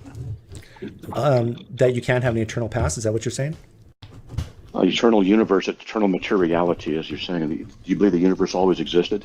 Okay, when I said cosmos, do you know the difference between cosmos and universe? Apparently not now. What is it? So the cosmos refers to everything material that has always existed. And universe refers to our reality, like, let's say, post-Big Bang. Okay. So the cosmos has always existed, right? Correct. Well, I don't know for sure, does that but that's mean- my belief. Yeah. Okay, so you believe the cosmos has eternally existed, which means an eternal number of events has occurred, right? It's coming. Number. Yeah. So if an infinite number of events has occurred, then in one of those universes, you're a Christian, for real, arguing against yourself right now. That right? could be, yeah. Okay, so which of you is correct? Which view is correct? I think mine. Yeah, which of you is correct? Well, it would be the view. Which view, though, are you talking about? That God actually exists, or it doesn't exist? Because I would say If there's a, that the PineCreek Doug in the other universe that's a Christian is wrong. he says you're wrong. Which one of you is correct? I would say I am correct. This is the same argument as being me and Matt. Matt thinks he's right. I think I'm right. And then the question, who's right? Right? It's the exact same thing. He says he's correct. Yeah, and then we would debate exactly the way we're debating right now. So if I could find PineCreek you Doug from admit- another universe and we sit down, I'll tell him this is the reasons why I think you're incorrect, and then he would act like you and say here's the reasons why I think you are incorrect, and we would have a debate. What I'm showing you is that your position leads to internal contradiction. If the internal contradiction is that if there's an infinite number of events that have occurred in a cosmos, then by necessity the Christian God must exist because that's included in an infinite number of possibilities. It also means that you exist in another universe arguing against yourself right now, which I'm means about that to you're trap him contradicting soon. yourself, which means your position leads to self-contradiction. No, Now, are you going to abandon that position? no, because Matt, See? is the person, the PineCreek Doug in another universe, is that the same person as me? Yeah, in all aspects, priorities, in all properties. Yeah. Are they in the same And, location, same space and time? Of course not. Yeah, so they're not the same person. So basically all you're saying is you got two people disagreeing with each other. So let me ask you this, Matt. Boom. Do you believe God's eternal past? That doesn't really apply to God. That's a tough one. Does not apply. Is God eternal past? Has God always been? That's a tough one. See, Matt, a lot of people think Matt's stupid, but he's actually clever and smart here by not answering that. Because if he answers that, he realizes the same problem he's trying to impose on my worldview, then he has that exact same problem. If God's eternal past, how can he exist in the now? How could he have arrived at this present moment? If there's an infinite amount, especially if he's a personal God, an infinite amount of his beingness. Oh, it's a tough one. Okay, Yeah, it is. Okay, now ask me if I believe the cosmos is eternal past. Well, it's a great question, Matt. That doesn't really apply to the universe. Can I give the same answer you gave for God? Well, God's not part of the physical universe or the physical cosmos, so he's other than. It's a different. Yeah, I didn't say this then, but God's not part of the physical universe? Isn't Jesus God? Wasn't he part of the physical universe? Doesn't Christ live in the believer who's part of the physical universe? How can you say God is not part of the physical universe? Now you can say God's outside it, but he's also inside it. He's everywhere. He's omnipresent, apparently. He's even in hell, don't you know? Category. You can't transfer the category attributes from one to the other. So if you're going to say the cosmos exists, is outside based our on a universe. You just interrupted again. Do you want to acknowledge that he interrupted you? Yeah. Interrupting and then silence. That's crazy. Okay, go ahead, Matt. Go ahead, Matt. Guys, I'm moderating this, and he's not really interrupting. Well, we're doing okay, but he's just being inconsistent. I granted He a little definitely- time. We might step on each other a little bit here and there, but he's doing it more and more. So I'm trying to point out that you have an inconsistency, that your position leads to internal inconsistency, because if the cosmos is infinitely old, infinite number of time, infinite number of events, then why is it the Christian God does not exist in that infinite number? Your question doesn't even make sense to me. It does not apply. Because you're an atheist. Yes, it does. So let me. You said the cosmos. Matt, you never answered my question. I'm taking your question and I'm putting it right back on you. Is God eternal past? Yes or no? Well, it's hard to answer the question from a Christian perspective, because when people on my radio show will call up and they'll say, God's outside of time. And I'll say, no, don't say that. We don't know how God relates to time. So we can't say he's outside of time, inside of time. We just don't know, and I don't know how to answer it because I don't know. Okay, now what if I gave that exact same answer about the cosmos? Would you accept it? Well, I'd examine it. So your question to me about the cosmos was tough to answer, Matt. I don't know, because the concept of time, I mean, from the cosmos perspective, time might not even go forwards. It might go backwards. It might stand still. So it's outside of time. So can I not answer that way like you answer for God? Sure, if you want to adopt Christian principles to defend your position, you're free to do that. That's a Christian principle. Yeah, I think you're adopting a naturalistic principle. The theory of time is in the Bible. To give your answer. No. Because you're like we're both like squirrels doing calculus here, right? Here, I'll show you. Show you another reason why your position is fallible and refutes itself. And here's a simple one, and it works. So hang on, are we abandoning that previous argument now? No, I'm going to show you why your previous argument doesn't work from a different direction. Okay. Because you're going to say... I failed the first time. Let me try again. And that the cosmos has always existed. There is no God, so therefore, everything operates under the laws of physics, chemistry, etc., right? No, I would not say that. Oh, you wouldn't? Oh, I'm surprised. Okay. Are there any Hang on, are you talking about our laws? universe or the cosmos? The universe we're in, let's just use that. Okay? Oh, yeah. Whatever it is. Yeah. Whatever you know. Yeah, that universe, our universe, yeah. Okay. Sorry, I thought you meant cosmos. Okay, so in this universe that we exist in, it's limited by the laws of physics, motion, matter, chemistry, etc., right? Right. As far as we know. Which means your physical brain is also limited. Oh, right? yeah, I remember this. Yeah, I cannot read your mind right now. And so your physical brain is necessarily limited to the laws of physics, chemistry. We'll just say, for simplicity's sake, the laws of chemistry in your brain, okay? Mm-hmm. Right? Yeah. Then how is it that necessary chemical states that operate under necessary chemical reactions produce truth values? I would say, how is it impossible? Like, why does the fact that we are governed by the laws of physics make the assessment of truth values impossible? You're not answering, you're asking. You see the difficulty. Okay, I'll answer. I'll answer it the same way you answered my question. I don't know. It's tough to answer. No, it's not tough to answer. Given the premises you've already instituted and admitted to, your premises is the physical universe is restricted to operating. I do answer the question here, other than I don't know. Under the laws of chemistry, physics, motion, matter. Those are your parameters. So now it's not an issue of ignorance. It's an issue of these are what you have claimed. I'm now working with what you've claimed, and I'm showing you the problem in it. The problem is that your brain, therefore, and its chemical reactions are necessary chemical reactions. One chemical state that necessarily leads to another chemical state. How does such chemical necessity produce proper truth values? By pattern seeking, I would say computation. Yeah, through pattern seeking. So let's binary say switches. I am a moist robot, okay? A moist robot can still do pattern seeking, and basically, let's say it's trying to put a square into a round peg, and the robot tries and it doesn't work. It can compute, it's false that this shape goes into this hole. Yeah, I think this is a great example, but my buddy, Tom Rabbit, I think had a better one. Can a calculator derive or come up with or answer true calculations, true statements? 2 plus 2, put in a calculator, equals 4. Calculator can do that. Can computate the answer, a true answer. How? I mean, does the calculator have a soul?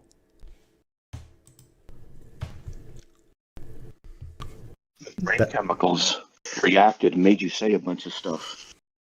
So how do you know it's true? The calculator's silicon and copper. How can copper and silicon get correct answers mathematically? By pattern seeking. I just explained it. How do you? Was that here? Oh. Could be a troll, but we'll see. Welcome.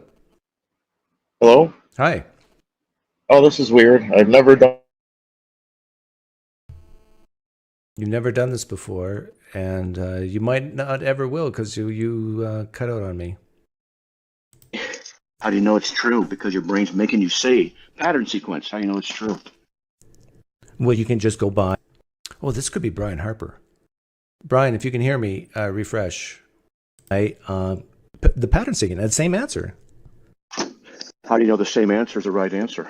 Well, through testing. You could be wrong, but you could continue to test it. This is what is called provisional knowledge, which I think Calvinists hate. They hate that part of science because, in my opinion, you can correct me if I'm wrong, but I think a lot of Calvinists especially, they're a type of Christian who need, I'll say need with a capital N-E-E-D, they need to know for sure if something is true or false, and there's no provision for maybe it's not true. Yeah, I really hate these conversations because we haven't even defined truth yet, and justification and all these things. It just everything is so philosophically loaded that it hurts my brain. But there's some fun parts coming up. Hang on. Am I wrong? Your brain chemistry is making you say things. It doesn't mean it has any truth value to it. How do you justify that one chemical state in the brain that physically necessarily reacts and produces another reaction? How is it those reactions produce truth values and proper logical inference? Well, I think there's no answer I can give. I've already answered that question twice now. And I said through pattern seeking, through testing, through observation. But I understand where you're coming from, Matt. From your point of view, you think that if everything is purely physical, there cannot be truth. Am I wrong? That's your view. See, there goes your brain again, just making statements. I don't know if I'm asking, is that your view? You keep interrupting. Oh, my. You keep interrupting. I always get to this place with atheists, and they get stuck, just like you do. They get stuck because they see the problem. They can't get out of it because there is no way out of it. Like I did with Matt Dillahunty in our debate in Dallas, all I have to do now is say, hey, your brain may just say that. It's not an issue of truth. It's just necessary chemical reactions. The problem with that position is... I use, by the way, coming up, I use this exact train of thought right against them, right back at them. That it means then that everything that you produce is simply stimulus reaction via chemistry and necessity. That's all it is. From whatever you say, all I have to do is say your brain made you say that. It's not an issue of truth.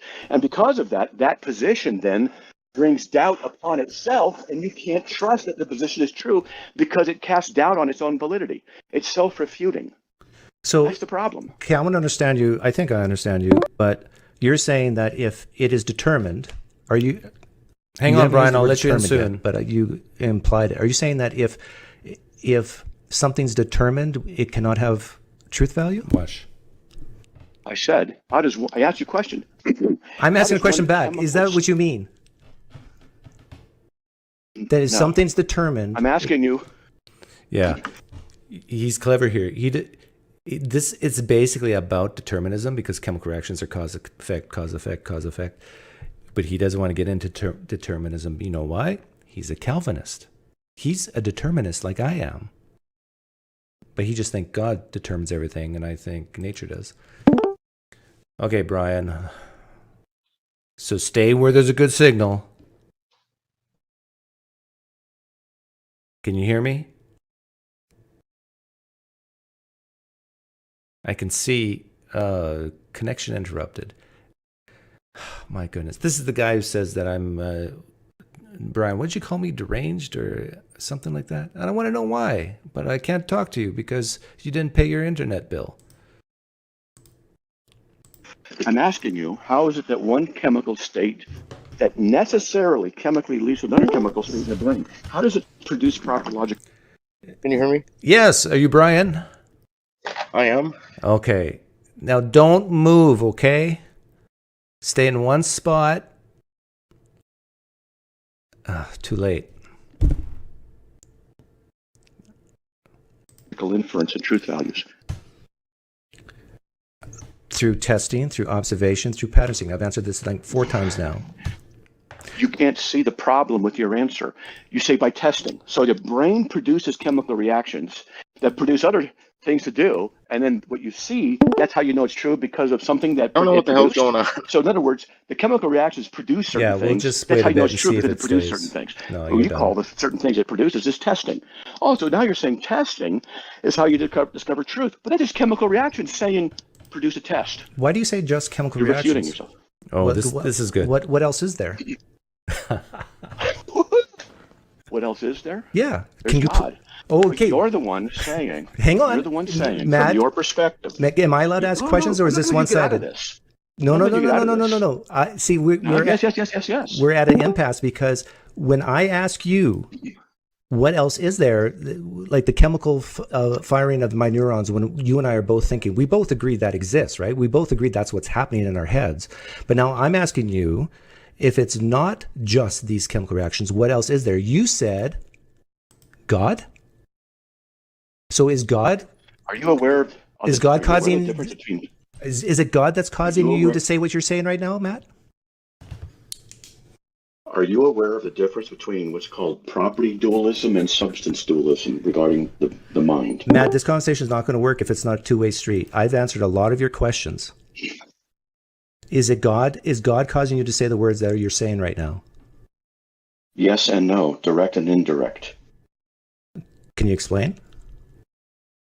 Yes. Please do. I can. But your questions, what you're doing is you're trying to get out from the weight of the problem of your position. Your position is that the physical brain is limited to the chemical reactions that are governed by the laws of physics. How is it that the laws of physics that govern your chemical reactions in your brain produce truth values? If you say that truth values are produced by chemical reactions, really? Where'd you get that? How does one chemical state lead to another chemical state produce truth? The same way a calculator does it. Truth is an abstraction. God just made you say that, Matt. Yeah, he did, by the direct and indirect will. Yeah. How did God? Calvinism there. How did God do that? Make you say those words? By the direct and indirect. So you're trying to get out from your position. I'm showing that the problem that you think I have can be put right back on you. So please explain to me, Matt, how exactly God causes your neurons to fire and produce speech. I will answer you, and then I'll answer you. Then I'll come back to your position. In biblical theology, God works all things after the counsel of His will. Okay, remember what the question is, because remember his claim to me is that I can't account for me speaking truth values, truth propositions, because it's merely just chemical reactions. So I'm asking him back, how does God make his neurons fire in order that he can speak truth propositions or analyze truth propositions? Means that he can, by direct and by indirect means, bring about whatsoever he decides. That's Ephesians 1:11. So he can directly cause us to believe certain things. He grants that we have faith, Philippians 1:29. He causes us to be born again, 1 Peter 1:3. But he can also work through what's called... Why waste time? Why waste words quoting scripture to an atheist? Like, if you're an apologist listening right now, well, I guess you can say, well, I'm doing it for the Christians listening. Yeah, that's probably the answer. But if it was a private conversation, would Matt still quote scripture? I hope not. Proximate conditions by which he can arrange certain circumstances by which we, in the exercise of our free will, because we're not property dualists like you, but we're substance dualists, can then act in a manner that is free, according to what he has given us, because we're made in his image. Genesis 1:26. This deals with the communicable attributes of God. So we have freedom, but the freedom is not outside of God's sovereignty. So God is able to work with our freedom, not mere chemical reaction necessity, but our freedom, because we're souls in bodies, that he can work through his sovereignty by direct and indirect means to bring about whatsoever he desires. Okay? Yeah, okay. I appreciate that answer, but it's not an answer to the question I asked. So you asked me a very specific question. Yes. How is it that chemical reactions can produce truth value, right? That's one of the questions you asked me. I'm asking this back at you from your Christian perspective. What is the mechanism that God uses to cause your neurons to fire and your speech and audible sound waves to come out of your mouth? How does he do it? He has set in place the materialistic world by which and in which we operate, but we're not... He's borrowing from my worldview. He set in place the materialistic... How does God do it? Through the material world. How do I do it? Through the material world. Set in place the materialistic world by which and in which we operate, but we're not restricted to it the way your worldview advocates that you are. What do you mean not restricted to it? Because we're souls. We're not property dualists. We're substance dualists. What's a soul? A property dual. A soul is a thing that is immaterial, that is what we are, that can exist as self-awareness and self-identity in our personhood. It can exist apart from a physical form in the body. So the soul is immaterial. Can you so you tell me what it's not, but what is it? Well, I tell you what it's not. You said immaterial. When you put the letters I am in front of a word, it's basically not. So you're saying it's not material, but I'm asking what it is. What's the soul? Now, it's called an apophatic explanation. Apophatic explanations is describing something by what it's not. I know, and I'm asking what it is. And this is a question. He said to me, "You atheists always get stuck. Christians get stuck on this question. What is the soul? Don't tell me what it's not. Don't tell me what it's not. Tell me what it is." The soul is that immaterial thing. You did it again. Immaterial thing. You're answering my question by what it's not instead of rather what it is. Can you let me finish my sentences? You keep going back on your word. I thought you were modding this Wayfinder. Hey, I am. Just a second, guys. Hey. I thought you're... Hold up. Your atheism. Don't overtalk me. Now, the thing is that I've been timing this, and Matt's taken a lot more time than him. So Amen. You get a Thank little leeway to overtalk when someone is filibustering a lot. That's just the way it is. You can't talk 80% of the time and then whine when someone's says, "Hey, please define soul." Hey, Wayfinder. Okay, Wayfinder. Be fair. Just interrupt him when you want. Wayfinder, what is the time? You said you've been tracking the time. By the way, I'm not 100% sure if this. I think Wayfinder is a theist. Wayfinder, if you ever hear this, put in the comments. So it's not like an atheist is defending me here. I think Wayfinder is a theist who's saying, look, if you're going to talk and talk and talk, you got to expect some interruption. How much time has Matt taken compared to me? Matt's taken about 22 minutes, and you've taken about 14 minutes. Do you hear that, Matt? You need to Since really I've been get timing. concise and precise with your language.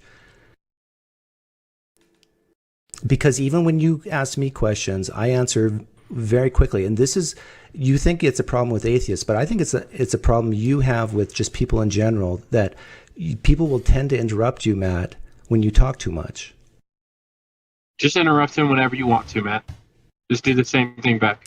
No, don't do that. Just also realize that the atheist, forget your name, he has answered more questions, and Matt has been dodging more questions than you would expect. Yeah, you're full of crap. Also, why don't you believe God is eternal? Isn't the moderator not supposed to put his opinion in this? Fanboys Well, are no, upset. Pedro, Trying to why train are you you up. encouraging bad behavior with Is the moderator an atheist? I'm sorry, guys. I'm sorry that you Calvinists are triggered by this. But No, Are you an I'm atheist? not triggered by anything. I'm Matt only Slick- asking why are Matt you putting Slick your wouldn't opinion in it? I even thought you were wouldn't even here. acknowledge that God is eternal. Wayfinder, that's fine. I'm Yeah, asking. so it sounds like Wayfinder is a theist, a Christian of some sort, but is really peeved off with Matt that he wouldn't admit that God's eternal. When I asked Matt, is God eternal past? Why are you, as a moderator, putting your opinion in right now? Can you You guys do that all the please time, Pedro. have the conversation? These Guys, guys. hold on, I'm going to say something. I said that God wasn't eternal.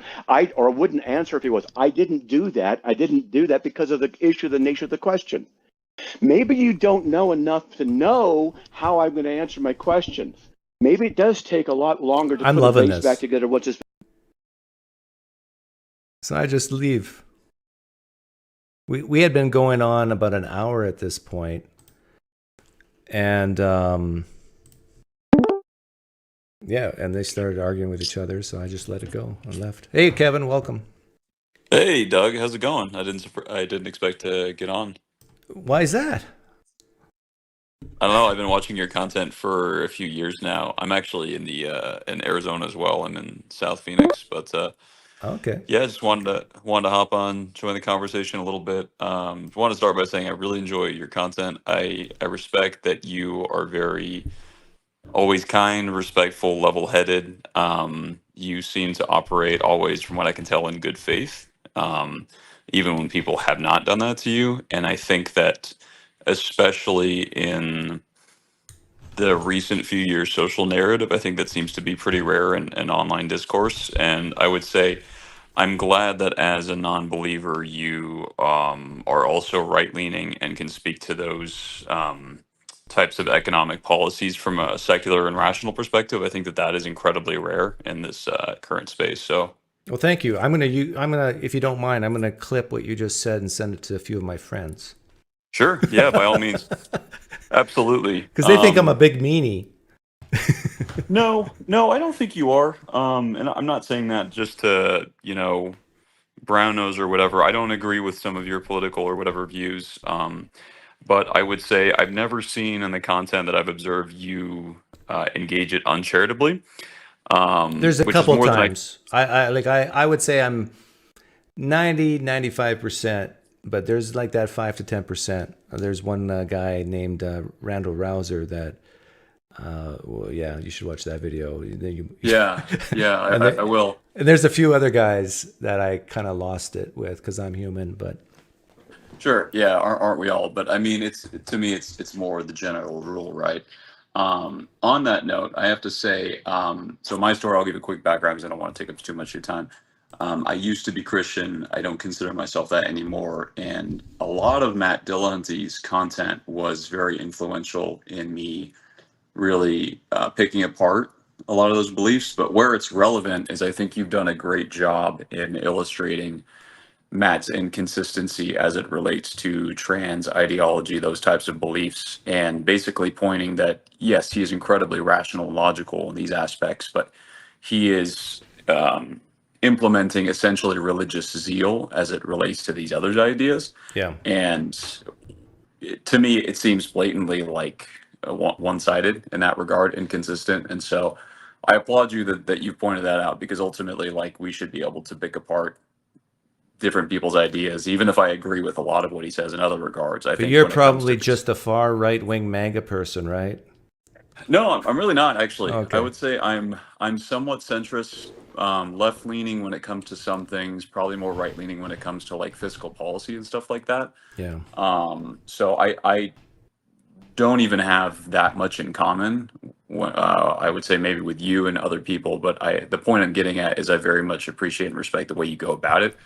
Because even if I disagree with certain things, which we all would, I can respect how it's conducted. Because then at that point, you can't be like, oh, this person is just an asshole or whatever. You have to attack the ideas.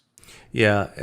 And I've said this before, but it's basically that especially when Christians leave Christianity here in the United States, they have a void. They have a vacuum of community, and they oftentimes replace Christianity with secular humanism or some other and good intention oftentimes, but then they don't.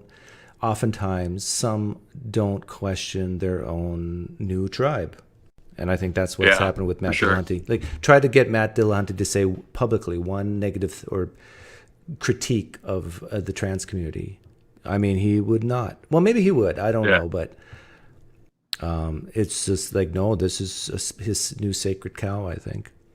Yeah, I think there's definitely validity in that, and people like Andrew Wilson and others have absolutely taken advantage of that in debates amongst other discourse, because you can disagree with Wilson for other reasons, right? And that's fair. But if you recognize that someone who's usually rational is intensely emotionally driven in this area, it is an incredibly easy weakness to exploit. Because I don't know if you watched their quote unquote debate. It was like 3 minutes and then Matt walked off.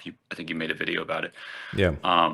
I think Andrew knew exactly what he was doing. He was going into it. He's like, oh, I'm going to piss off Matt. I know I can. I'm going to get him to walk off, which then that just leaves the stage for him to talk about whatever he wants for right or for wrong. But Yeah, and I think I wish Matt Dillahunty would call into this show just once before I die. I think that would be hilarious and fun. Yeah. But I think he would only last maybe a few minutes and then just swear at me and then leave. Probably. If I were to guess, based on how he's talked about you in 1 or 2 videos where he said F PineCreek and whoever follows him, it's like, all right, even if you hate the person specifically, that's not productive, right? And other people in that realm of thought, I think it was Arden of Eden and other people that were like on similar call-in shows, are abusing the mute switch. One, so they're not letting people speak. Two, from what I can tell, the videos I've seen, they're not engaging in good faith. They are starting the video with the presupposition that they want to get offended at something, and then they're latching on to certain verbiage and making that the object of the show rather than actually having a legitimate conversation, Yeah. even if you don't agree or like the person. And so It's definitely a safe yeah. place. Did you know I called into the line once on Trans Thursday or whatever? So I think I saw you call in on Transatlantic. Yeah, was the one that Transatlantic. Yeah, saw. I called Yeah. in there once, and yeah, they just. Yeah. I haven't done this, but if you look at the time they talked versus the time I talked, Yeah. it could be 80% to 20%, and I reviewed that a few times, and the things I said were right, and the things they said were wrong, like factually, and it Yeah. was like, yeah. Yeah, so you mentioned something earlier about like leaving Christianity and finding new community. After I left Christianity, I found a lot of community in Arizona's like sand volleyball, somewhat competitive scene. And where it's relevant is I've had this type of discussion a little bit with some people, especially those that like play at a high level. They're like, oh, do you really think that men and women are going to be comparable in these various measurable attributes, right? And it is incredible to me meeting people, even people that I would currently call friends, when they try and debate with me. It's like, well, no, Kevin, yeah, they actually, it is a fair comparison. There's not advantages. And to me, Whoa. it's just wild seeing like, Yeah, that's I insane. mean, there's serving speed, there's hitting speed, there's height, there's so explosiveness and vertical, which is something that I'm trying to work on that I've looked into a lot, has been studied extensively. And men and women at a high level, there's no comparison. Like the highest vertical you'll see in women is like You saw what happened with the boxing thing in the Olympics, right? I did, yeah. I recently saw this that. Olympics is great. You know why? It's because of that opening ceremony and because of those Yeah. two boxing matches. The world is having great disdain for, I won't say for trans people, but for the trans activist community. People, I won't even use the word hate, but I'll say people really dislike you, trans activist community. The world does not like you, and it's because of things like this. Stay out of sports, leave our kids alone, and you'll be fine. Yeah, I don't understand how it's become this controversial, because you talk about the idea of feel sorry forism, which I think is a good way of putting it. And you can have your emotional viewpoints of a certain demographic suffering and being ostracized and all that, and that's completely valid. But when you try and use that to say, oh, well, forget the facts, forget things that are measurable at this point, I just want to do what feels good for this whatever group, right?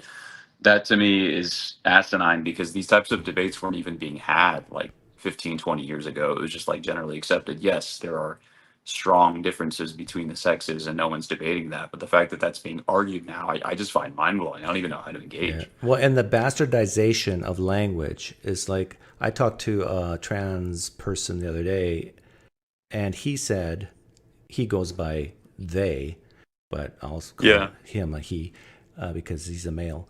He said that he's a intersex female. So it's a male saying he's a female. If that's not the definition of delusional, I don't know. But the way he gets away with it is by redefining terms. And he even said something like, you can become intersex. And intersex is a very biological, scientific term. Well, maybe not scientific, but it's definitely a biological term. And we can now become like, after you're born, become intersex. Like, yeah, that doesn't make sense. The change of language is just insane. But anyhow, I got a couple other callers. Sure. I'll give you the last word, and no then worries. I gotta let you go. Oh, last thing I was going to say is just I enjoy your content. Keep it up. Thank you for what I can tell, being charitable, good faith, and providing alternative perspectives that even if I don't agree with some of them, I agree with a lot of them. But yeah. Actually, before you go, how old are you? May I ask? 32. Oh, okay, you're too old. I gotta. Okay, this is going to sound really weird, but my daughter's looking for community, college and career age, early 20s. Is there anything like that in Phoenix area for atheists that are not batshit crazy? There's a good amount. So I still have a decent amount of Christian-esque community, depending on how you define it. But a lot of my community, which I would say is pretty good, healthy, that I've been able to find, is practically for the most part secular. A lot of the ones that are Christian, quote unquote, for the most part, it's pretty loose. It doesn't really define their lives. So to answer your question, I would say yes, because this is something that I've had to explore a lot in my journey over the last 5 or so years since I left. So yeah, I'm happy to help, guide that person in the right direction as it relates to community, volleyball, social groups, things like that. And so there's definitely a lot to be found. I think you have to be intentional about finding Yeah. it and keep trying and being willing to accept rejection and failure and all that. But it's just with everything in life, Yeah. just keep going at it. Okay. Thanks, Kevin. Yeah, you got it. See ya. Have a good one. Okay, Brian. Floyd, if you're calling in about the 3 and the 1, I don't want to talk about that. So there's definitely a lot to be found. I think you have to be intentional about. And is this Brian who was trying to call in earlier? Yeah, Brian, you got to give up. Hang on.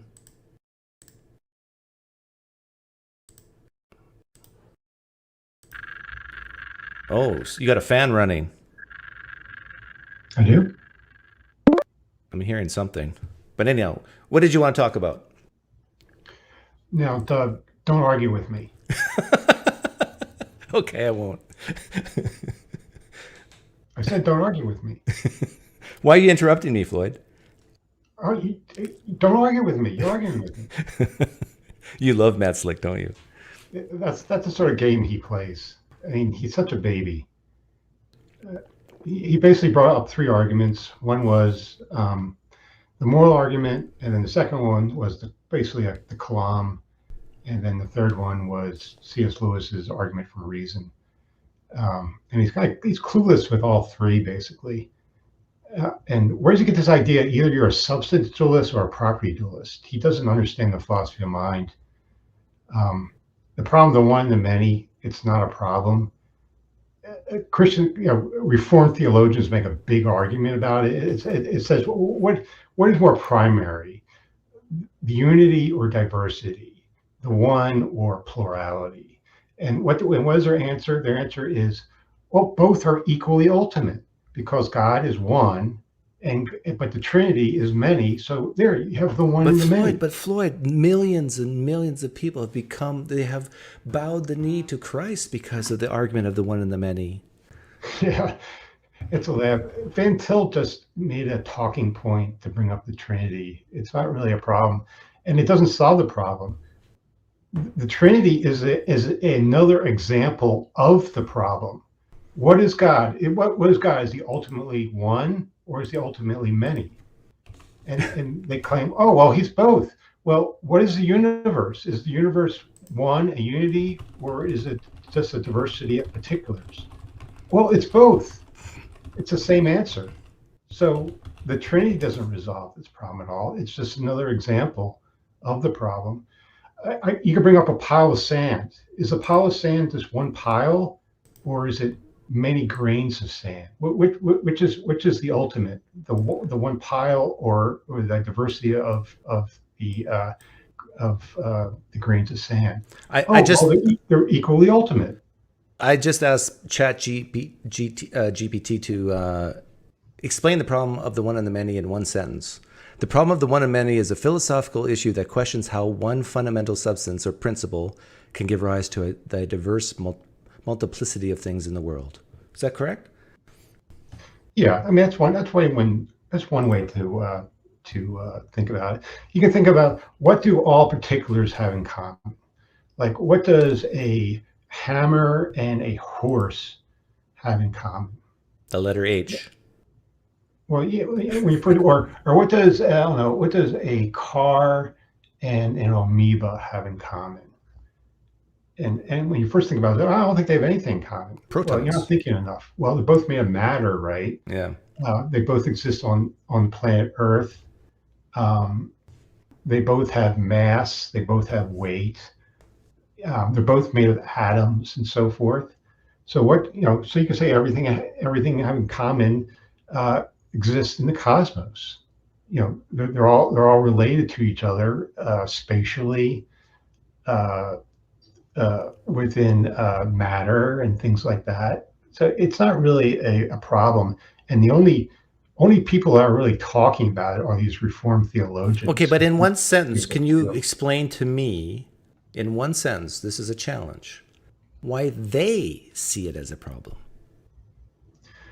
Because they love to bring it up because the Trinity is unique, right? So if you bring up Islam, for example, the presup script says, oh, if you bring up the Muslim God, bring up the problem of the one in many, because the Muslim God's just one, where the Trinity is the one in the many. So that's their go-to argument when it comes to like the Jewish God or the Muslim God. That's why they bring it up. Right. What you're saying is the only reason why they bring it up is because they want to justify the concept of the Trinity. But it's a rhetorical trick. Yeah, but that's their motivation. But is there an honest answer they have of why they see it as a problem?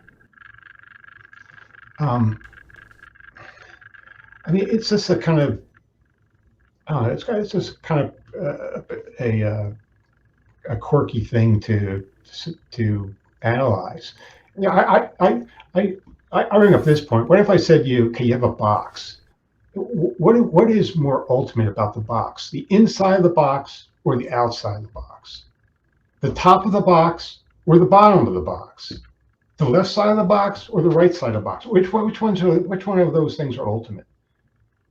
You would say, what the hell are you talking about? They're all different aspects of the one box. Yeah. There is a problem.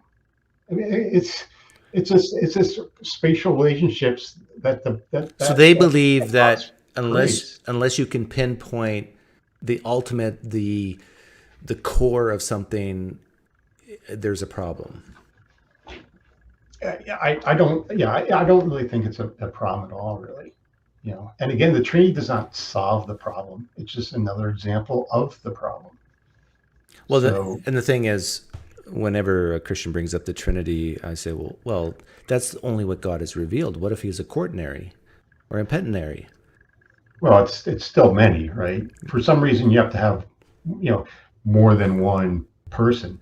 But the Trinity itself is an incoherent concept. So they're trying to solve one mystery by bringing up another mystery. The Trinity itself is I can resolve the Trinity issue. If I was a Christian, I would say the Trinity is like multiple personality disorder. One being, like let's say I was a schizophrenic or had multiple personality disorder. I'm one being, and I'm both Sarah and Jessica and Doug and Floyd at the same time.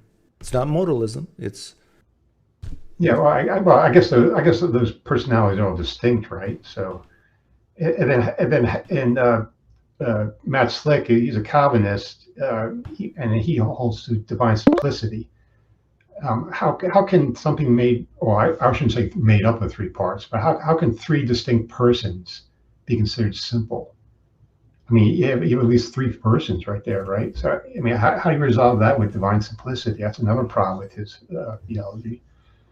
But I love how he just tells you you're being inconsistent, where I didn't see any inconsistency at all. The only inconsistency is that it doesn't agree with his theology. That's the only. I forgot to say this when I started the video, but I was muted by him, blocked by him on Discord because of the poof or drown question.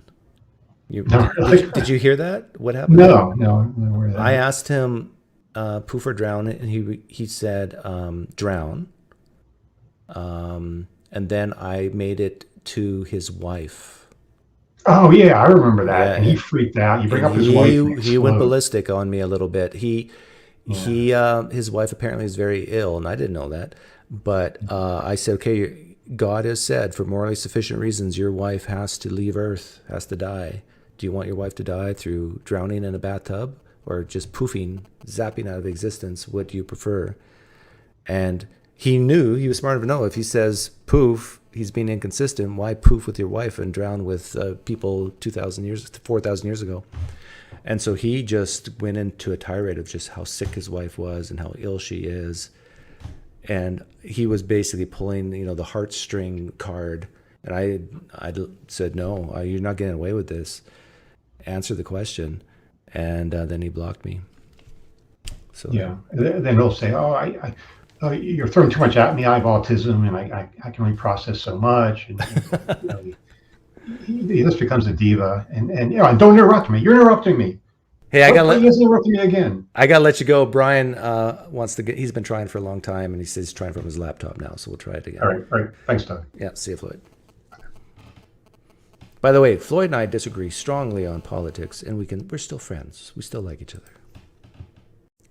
Okay, Brian. Let's see if that works. You left your camera off. That's okay. Don't give up, Brian. This is going to work, but you have to go to your gearbox on the top right side and make sure your mic is set properly, and then refresh. Okay? First of all, if you can hear me, type something or say something. I think you can hear me because you're still here. But go to the gearbox. That's the thing that it's circular. It looks like a flower. I feel like I'm talking to my dad, who's computer ignorant.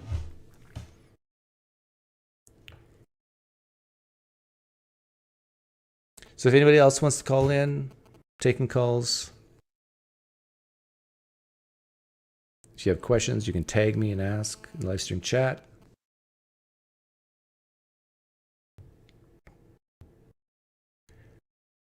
So Brian, you have to refresh once you set your mic on the gearbox. I hope you know what gearbox means. I hope you know what refresh means. I hope you know how to buy groceries and drive a car. He's a woke progressive, so I gotta help him out of here a bit. See, this is why people don't like me. I make jokes like this. Can pantheists call in? No. There's only one type of people I hate in the planet, and that's pantheists. Every time a pantheist calls in, after the show, I cry in my room for 2 hours. Okay, Brian, I'm going to remove you, but I want you to call back in. Pantheists are the scum of theological society. They try to be naturalists and throw God in there somehow at the same time, so they get their existential angst relieved, and yet still don't really believe. They don't even know what they believe. God is in everything, and God is. I'd rather talk to a fundamentalist Christian than a pantheist.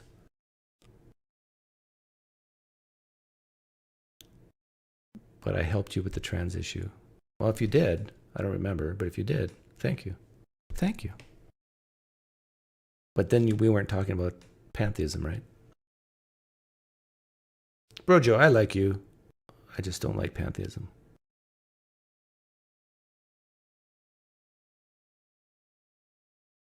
But Brian, state in the chat why you think I'm deranged or crazy. You said something earlier. Just state it in 1 or 2 sentences. Desi Neo. Hello. Welcome. Hi, I spoke with you a while back a few times. Since nobody else was calling, I just thought I'd just touch base with you and just thank you very much for certain advice that you gave. And it helps a lot when I'm having conversations with theists and religious people and all that stuff. Oh, you're very welcome. Do you have a specific example what I've helped you with? Yeah, the main thing is don't be upset with them saying something like, I've listened to your channel, listened to you talk about this a lot of time, that, you know what, be secure. If they're saying something bad, like cursing you out or whatever, just don't get emotional. Just react very calmly, like it doesn't bother you at all.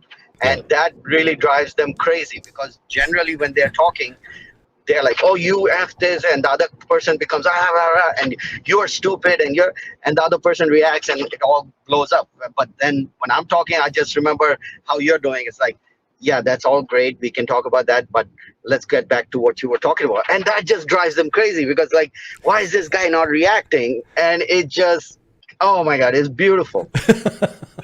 Yeah, I've been having fun with, I will call a person a woke progressive, saying terrible things about me in the comments today, actually. And I've never really responded this way before, but I've tried this. This is something new. I said, "You've hurt my feelings." That's all I said. And the person got even madder at me. And then I just responded, "You're doing me harm. You're a bad person." Wow.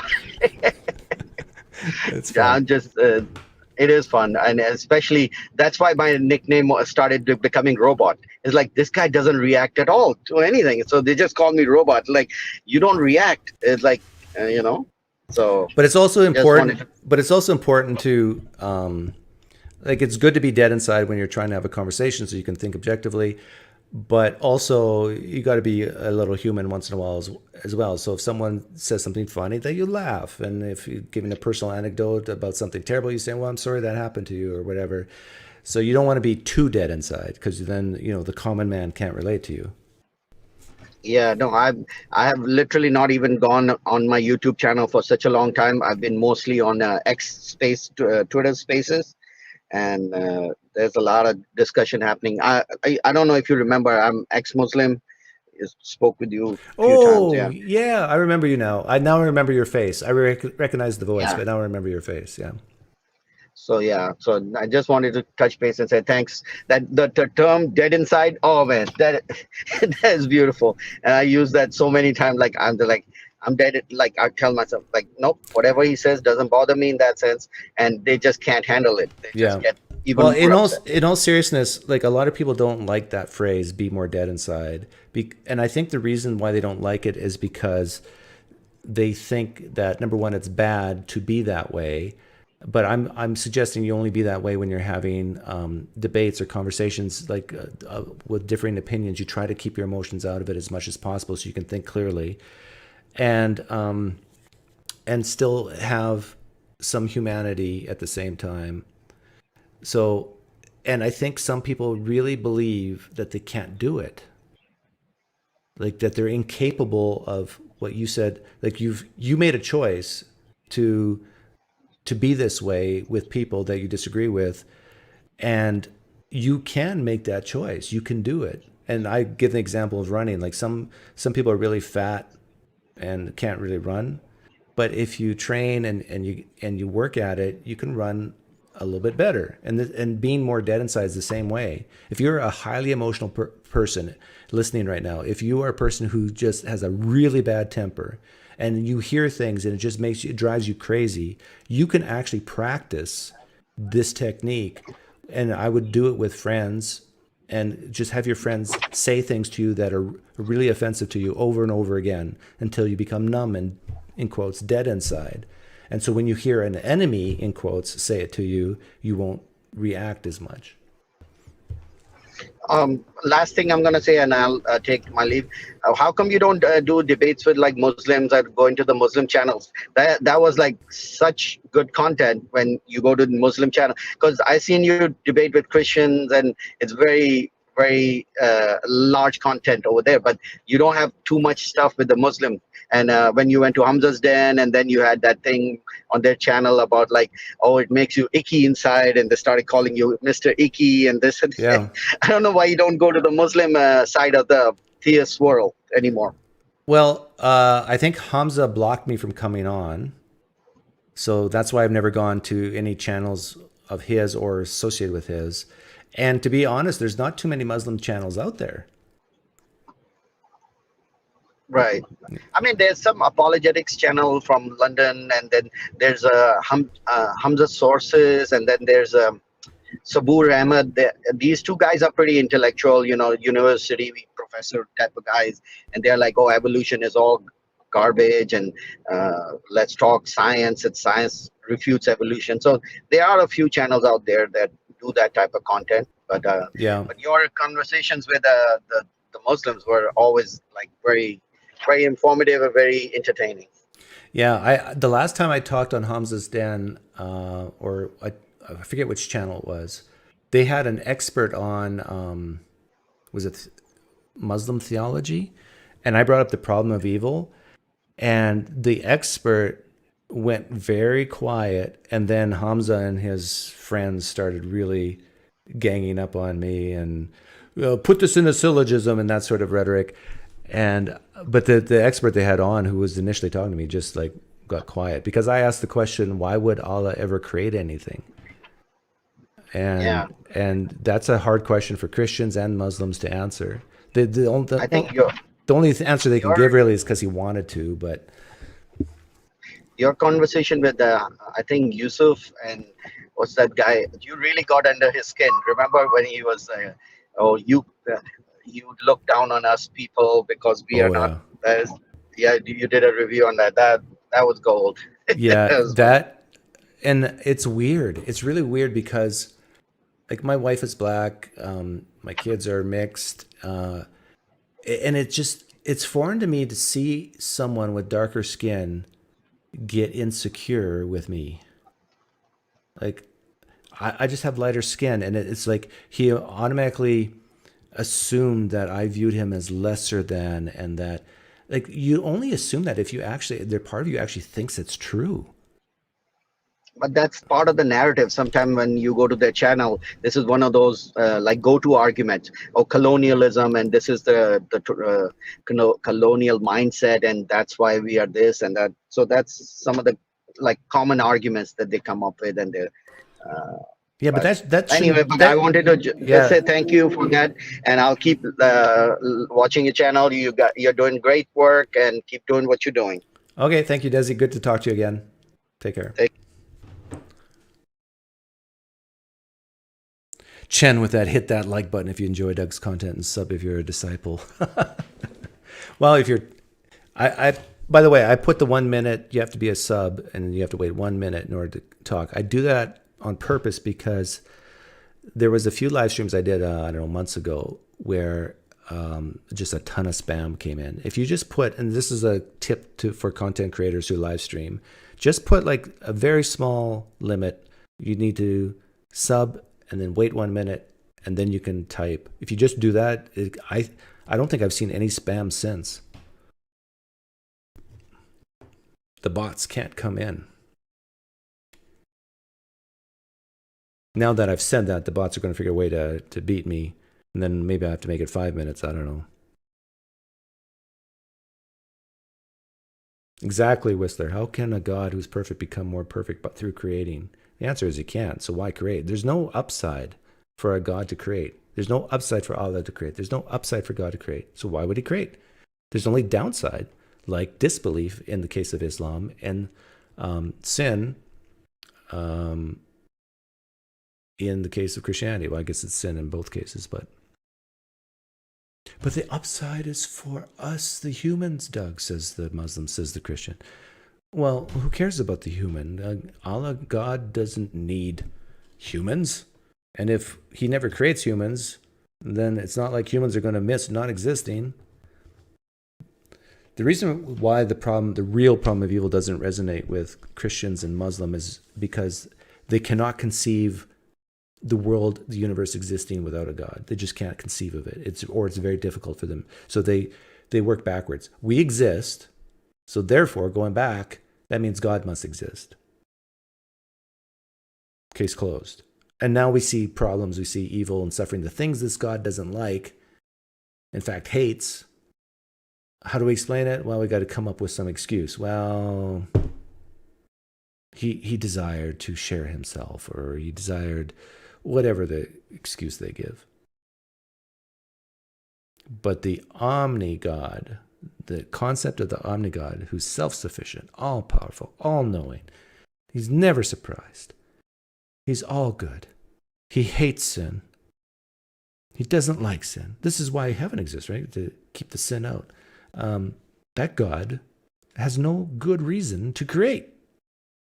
It's all downside, no upside. For him.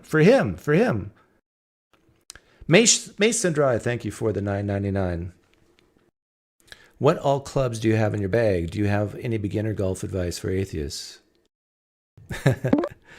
I I got the main things. I think I got a 54-degree wedge. I just bought new clubs at Costco and it changed my game like crazy. I'm hitting the ball much further and straighter.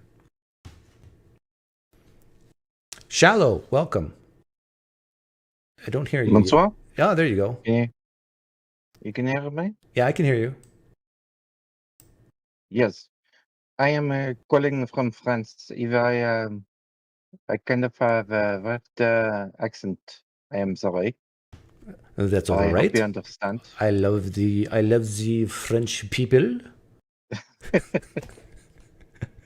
That is a very good fake French accent. Mais parlez-vous, my parler français comme ci, comme ça? Non, c'est quoi? Très bien, très bien. Merci. Okay, so you're calling from Paris. You're at the Olympics right now as we speak, right? Yes, of course. I do bowing? Bowing? Yes. You do bowing? Yes, I shoot with bowing. Oh, bow. It's called bow. Yes, bow and arrow. Are you a professional athlete? No. Okay. No. Okay. I have a question. I have tried many times to walk away from Christianity, and it seems to always bring me back. Uh-oh. And I am asking, do you think it is possible for people to change their mind without having a how do you say conversion? Conversation? Yes. Conversing or to atheism. Oh, converting to atheism. I'm not quite sure I understand your question. Is it possible that someone can try asking it again? Is it possible for someone like me that is always falling back to Christianity? Yeah. To find belief in atheism. Oh, is it possible for you to become an atheist? Yeah, of course. But are you struggling with Christianity? Are you doubting Christianity? Yes, I think it is. The Trinity is very not very logical. Okay, well, I got a solution for you. Start researching Unitarianism. Just reject the Trinity. I find it a little uneasy for me to believe in, because I believe in Jesus Christ, of course, and the only thing I don't understand is how God can be Jesus Christ and also sacrifice himself to himself on the cross.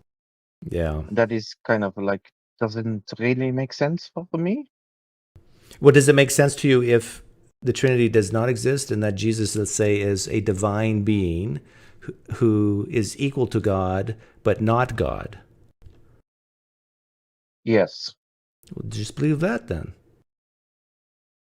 Because you can't know for sure either way, right? No. I agree. I think it means that I am starting to be more outside of the church. What I find is more compelling for me is getting to be an independent Christian instead of believing in the church itself, because for me it's very hard to leave my faith, because I there are so many things I feel like atheism doesn't really answer. Are you a Catholic Christian? Yes. Yeah. When you mentioned the church, that gave it away. Do you like going to church, to mass? Oui. Okay. Yeah. There's something about the ritual in the church that I very much enjoy. There's a part of it where I don't understand, of course, but Have you tried it, talking to the bishops there about your doubts, or? yes, but it's like pray for, pray, always Pray. like pray, yes, pray over it. It doesn't like they don't really. One of the things I miss about atheism is the logical way of thinking. I feel like a lot of Christianity is kind of like chasing away the doubts. Logical, yes. Yeah. That's called cognitive dissonance. So when you Sorry? that's It's called what? It's called cognitive, means brain, basically. Uh-huh. Dissonance means like tension. It's like a chafing on your side. It's like it doesn't feel good. So your brain doesn't feel good when you think about the Trinity. However, you like Mass, you like the community of church, you keep going back to it and back to Christianity. So my advice to you is, if you don't resolve the Trinity in your head, you're going to constantly have this problem in your head for the rest of your life. Mm-hmm. But if you can convince yourself to be a Unitarian, some type of brand of Christianity who rejects the Trinity, which there's a lot of Christians out there that do, then you can, remain a happy Christian. But if you are not happy with that, then you got a choice to make. You either remain in Christianity and be unhappy with this cognitive dissonance, or you just let it go. So why, besides the community part, is there any other reason why you just haven't let it go? Other than the community part, it is maybe a very stupid reason, but family, of course. Family. Wife yes. or parents? No, parents. Parents. I am a little too young for wife yet. If you left the church, left Christianity, your parents would be devastated. Yes. Yeah. May I ask how old you are? You may ask. You can say it in French. Most people won't understand it. No, I'm 32. Okay. Yes. Well, you're old enough that does it really matter that much what your parents think? So for me, I live in do you know where Montmartre is? No. Montmartre? No. So this is a very rich and influent part of Paris, where a lot of people are very into arts. It's very high in. It's where people go to get their picture drawn by French artists, for example. Mm-hmm. So my whole family have through generations in Montmartre been very outside drawing things. So I am a part of the family business. Yes. So Okay. it definitely have an economic yes. I see. Binding. Oui. Yeah. Basically, your financial well-being is contingent on and my parents. Yeah. Yes. Like on a scale of 1 to 10, 10 being really, really troubled, how troubled are you about your beliefs in Christianity right now? Like the concepts like the Trinity, like are you really, really feeling bad about this? 7.5. Yeah, that's pretty high. Yeah. There's so many things that doesn't like one of the things I started reading about is the whole thing about like believing in angels and outside of what you would call the Bible. There's many beliefs in Catholicism that don't really have their groundings in in the Bible, and I find the whole thing about having a pope ridiculous. And that is maybe the biggest problem is that part that one human being is the leader of an organization that I'm starting. I come from a Protestant background, so I think the concept of a pope is completely ridiculous. But I'm trying to help you here. But it seems like you really, part of you wants to stay a Catholic, wants to stay a Christian, but you have this. So I'm going to give you very practical advice. Whenever you feel this discomfort, this cognitive dissonance, these problems arise, go out and exercise. And try not to think about it. In other words, take all your problems and stuff it into the little corner of your heart. And when that corner gets full, stuff a little more. Okay? There's psychologists listening right now. They're going crazy. I'm giving bad advice. But the exercise part they're going to agree with. So just do something whenever your brain starts thinking deeply about this stuff and it's bothering you. Go exercise to the point where you're sweaty and you're just huffing and puffing, and then go take a nap. And then you'll wake up, and then you're going to be hungry and eat a good meal, and just bow shooting. Yes. Yeah, go. Yeah, bow and arrow shooting. But I wish you all the best, Shallow. I got another caller who I want to talk to. And yes. I hope I can talk to you again. And Yeah. I'm sorry if I'm weird with my accent. No, your accent was fine. And cheer for the USA basketball team for me when you're there in Paris. I saw Biles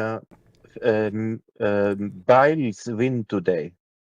The gymnastic. Oh yeah. The Americans won the women. Simone Biles. Yeah, Yes. yeah, she's pretty good. Okay. See ya. Très bien. I know what this is going to be about. I know what this is all about. Do we? Hi, Chris. Hey, how's it going? It's going pretty well, thank you. Yeah. So what is this all about? You're calling in because I talked to your favorite guy, Matt Slick. Yeah, I actually did a review video of your interaction with Matt Slick. I did kind of a live stream of the beginning and the end. I thought those were the most beneficial parts of that conversation, just about how certain people function, their priorities, how they form debate tactics and strategies, and a lot of perpetual victimhood, things like that. Yeah. How do you think I did? How do you think he did? I think you did very well. I think the fact that the moderator came in and had to explain to all the fanboys that that he was doing all the talking and he was filibustering, and that he wasn't answering questions, and you were just trying to get a straightforward answer. Like you would ask a question, he would give this long rambling answer that didn't answer, and then you try to refocus him to the question, and then he'd try to give the exact same answer. And so it gets frustrating. It's like, no, you're missing this part of the question. This part of the question means something. So let's deal with that. And he didn't want to actually do that. I thought it was particularly funny that he couldn't, off the top of his head, think of any practical benefits of being a Christian. And so he had to resort to claiming it was logically inconsistent to talk about practical benefits of Christianity without talking about the afterlife. Yeah, that shocked me too. Like, I think a lot of Christians would hear his answer to I think it was a sincere question, because I truly don't believe I need Christianity. Now, if heaven and hell is real, and if I cared about that, then yeah, but like, I have a good life. Why do I need Jesus here on planet Earth? Right. So yeah, Warren and I last night, we were doing the review, and he was there for that part of it. And we listed off like half a dozen reasons why Christianity will benefit you, like a healthy lifestyle. There's a selection filter that gives you a better circle of friends than you might normally have. There's community. There's I go to churches that are Calvinist. I'm going to tell you that. You do that. You do that for community. You do it so that you could get your children integrated with other like-minded children. That you don't necessarily want your children running around with all the troons and weirdos out there. But Chris, I found a trick. Like, I'm an atheist, but my wife's a Christian. I go to her church functions, and because That's I'm an atheist, they treat me so well. That is a little trick. But on the whole, I don't know. Did you watch that Matt Dillahunty debate with Andrew Wilson? Yeah, that was great. Yeah, and Andrew Wilson points out that atheist societies turn into absolute hellholes, and so they're tuning the kids, they're sexualizing children, they're destroying the economy, hyperinflation, everything like that. You get Soviet Russia, 40 million deaths. 60 million over the whole course of the revolution. And so if you are going to choose a society, you might want to pick something close to fundamentalist Christianity. Not everyone's going to have a great life, and there were some hard regimes throughout history. Maybe the Dutch in South Africa were a little strict and things like that. Yeah. But it wasn't 40 million deaths. It is you could raise your family and live in relative freedom. You know what's interesting, Chris, is like over the past year when I made the shift from talking mostly about religion and Christianity and that sort of thing and more politics, the Christians who really dislike me, some of them really like me now. It's so bizarre. That is pretty funny. Yeah, I did pick up from your interaction with Matt Slick that you're kind of a boomer con. A boomer con. Well, I'm definitely conservative, but I'm not quite a boomer. I'm a few years shy. You seem to have a Pollyannish view of our legal system, and so you're like, "Oh, the legal system will take care of that." No, I don't. I'm not Pollyannish about it, but I do think that this is why the legal system, there's still a purpose for it, and we need it. There is a purpose, but what we endure under atheist gay communism is basically anarcho-tyranny. Where they Sorry, you made me laugh there. Atheist gay communism. I like that. Yeah. You endure anarcho-tyranny where they take people like Kyle Rittenhouse, they throw them in jail. They take the people defending their property from the thief, the Aubrey down in Georgia, who's known as a run-in jogger. He runs into places and steals stuff and leaves. They're defending their property. They go to jail for life. You get people like on the subway in New York defending people. They go to jail. The legal system is just being weaponized against normal, functioning people who just want to live their lives, and it's being weaponized in favor of the violent criminals. I hear what you're saying. A lot of that, though, is happening in blue states, not so much red states. And Kyle Rittenhouse was eventually acquitted and is actually probably a millionaire now. Well, I think he's sued some people and has won, I think. And so that ended up okay. And with the Trump thing, I mean, a lot of that has been to me, it's clear. It's like blue state judges, blue state juries just really hate him for what he did with Roe v. Wade, and they're trying to get back at him. So I hear what you're saying, but I still have faith that in the end, more times than not, justice will be served.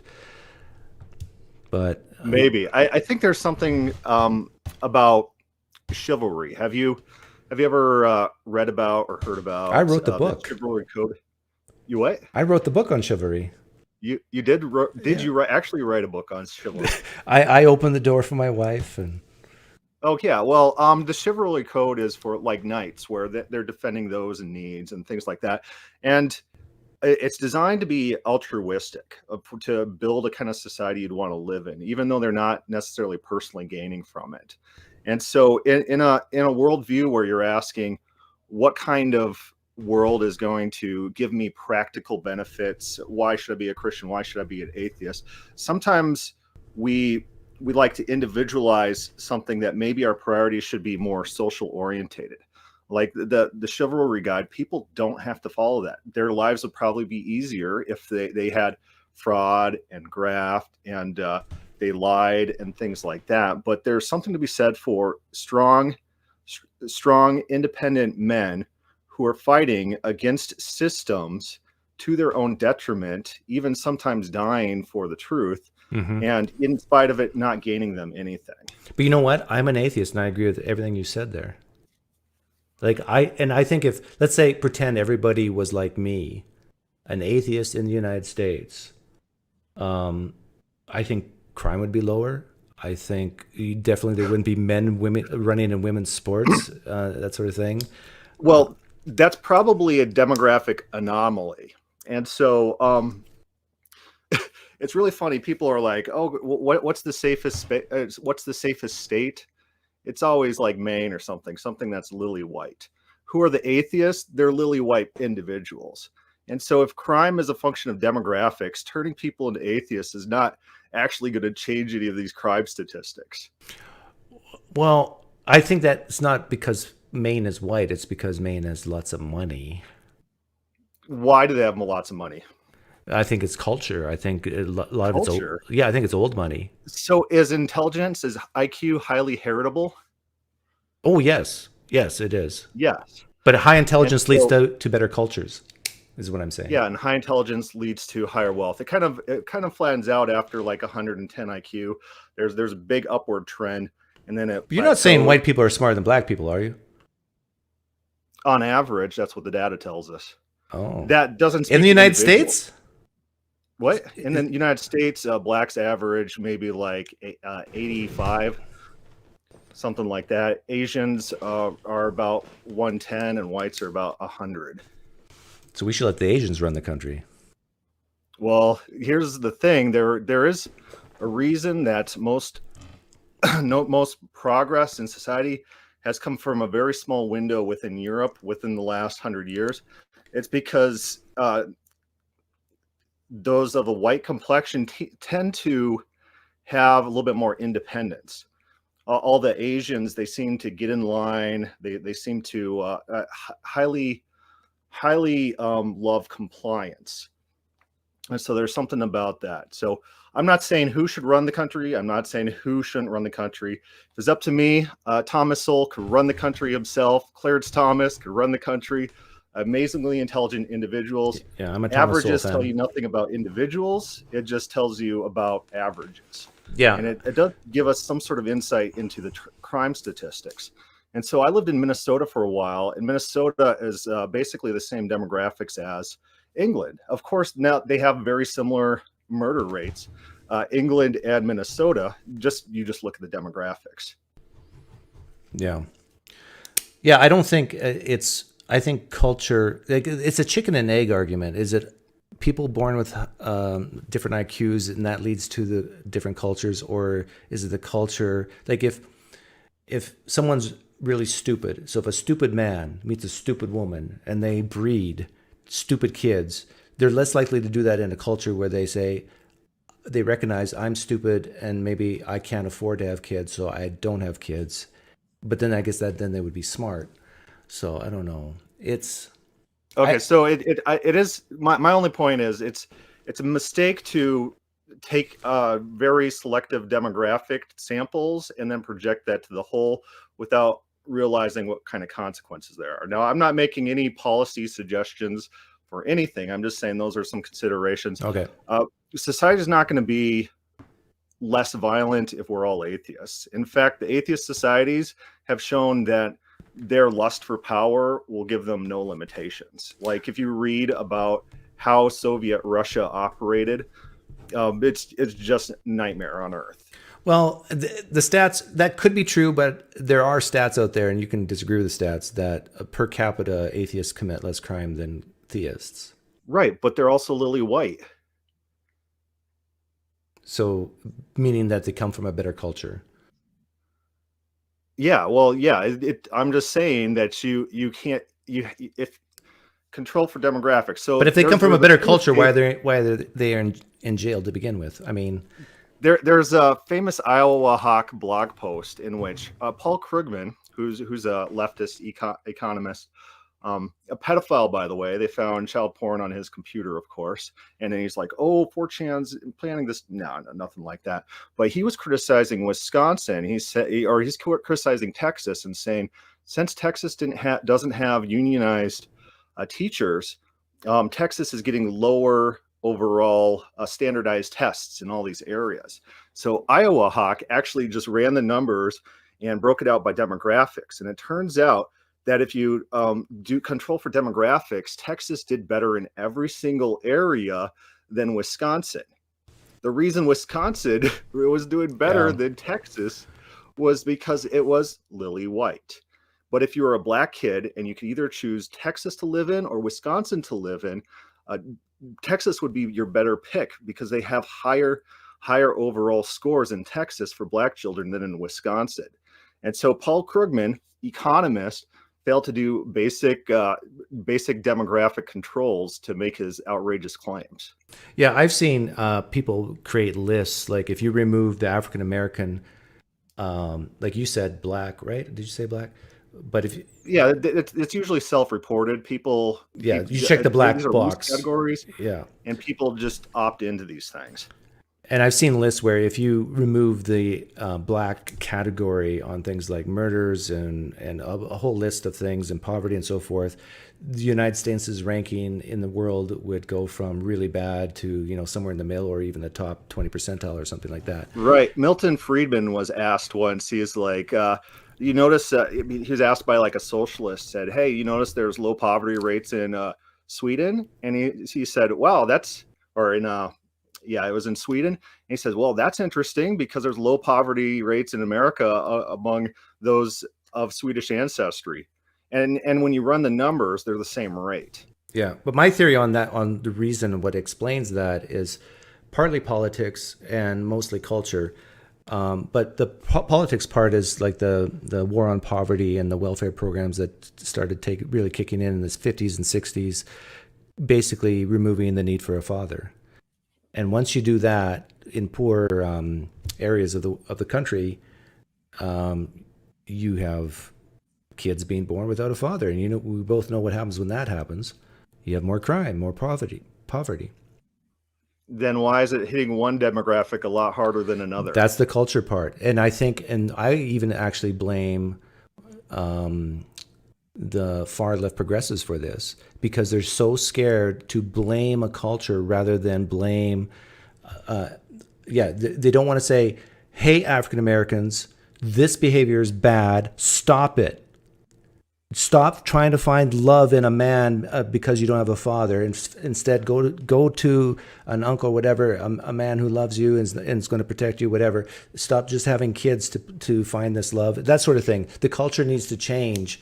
But progressives often, some of them feel the need to say, they think it's better to say it's not your fault.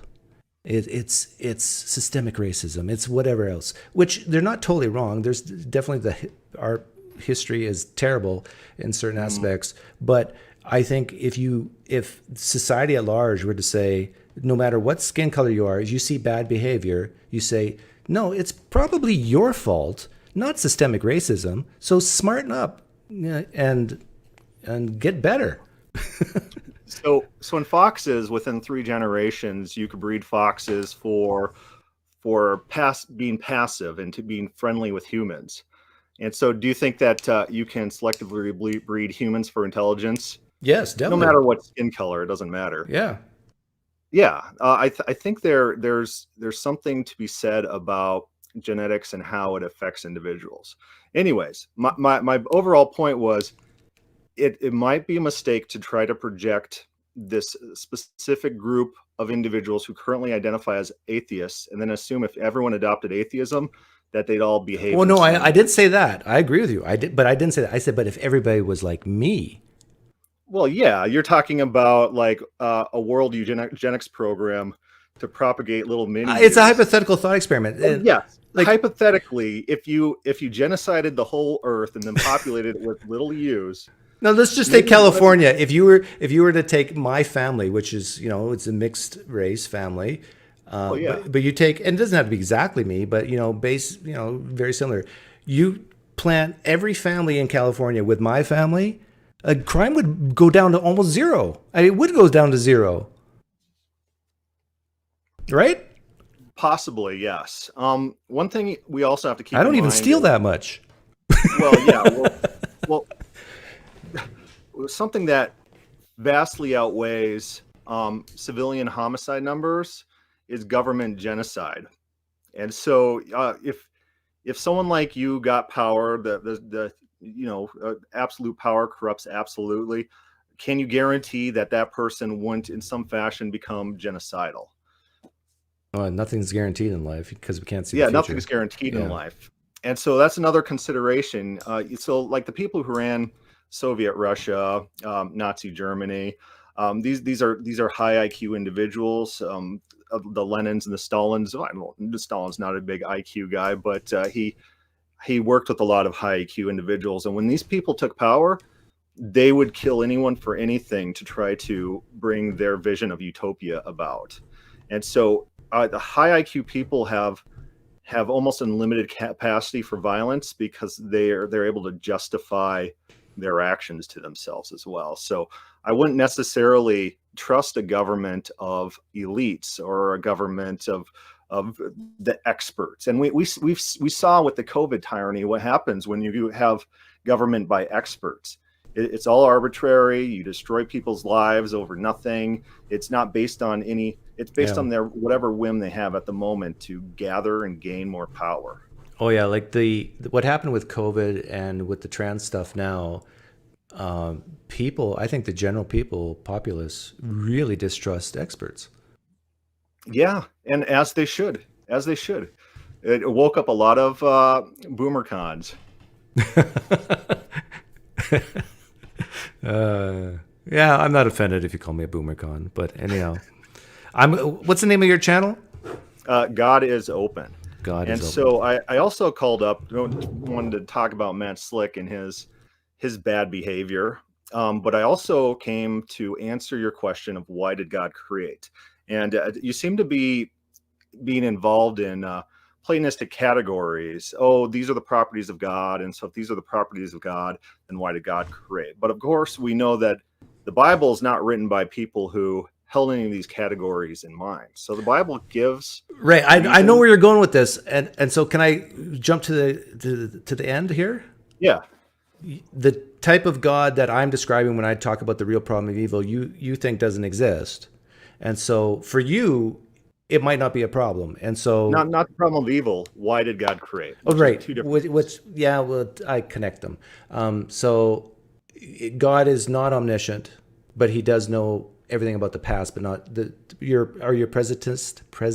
Yeah, I'm a presentist. Yeah. So I get where you're going with this. And for you, you would say that God, well, let me ask, would you say God was surprised when pain, evil, and suffering entered the world?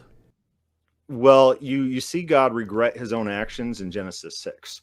And so one thing people don't notice is the actual phrasing that is given. I'll read it real quick. I'll pull it up. It'll take me 2 seconds. But is that a Genesis, yes? God was surprised? Yeah. So if we read this, it says Genesis 6:6, and the Lord was sorry that he made man on earth, and he was grieved in his heart. So the Lord said, I will destroy man whom I've created from the face of the earth, both man and beast, creeping things, birds of the air, for I am sorry that I have made them. So why is he sorry? Textually speaking, is there any phrase in there that describes why he's sorry? He's sorry not that they became wicked, but the direct object of why he's sorry is because I have made them. So he's regretting his own creation at this point. Yeah. And so it's basically saying, if I were to do this all over again, I wouldn't have done it. And so we see that also with the appointment of Saul, where God regrets his own action in appointing Saul king. He says, I'm sorry I had made him king. And you see that repentance throughout Samuel, I think it's 15. There's 3 mentions. Yeah, Chris, you're preaching to the choir here. I agree with you. From your theological point of view, you don't have that problem that most Christians have. Well, here's the thing. It's the default. It's the default view. Are you familiar with Christine Hayes of Yale College? Yep. And so I have a video on her. She has this wonderful book and wonderful course for free. You could do Yale University courses for free. What hers is on the Old Testament. And she says the concept of the divine image in humans is a clear break with other ancient conceptions of the human. For example, as Sarna points out in Genesis 1, humans are not menials of the gods. In fact, Genesis expresses the antithesis of this. It is the creator who cares for his creatures. The creator's first communication is concerning the physical needs of his creatures, as well as their continued growth and welfare. And it goes on. But unlike other Near East religions, we're not made to serve the gods. We're not made to just be playthings of the gods. In fact, God's first action toward Adam and Eve is to call the animals to Adam to see what he's going to call them. And so you get this very curious picture. So like you have kids, you have 2 kids. Yep.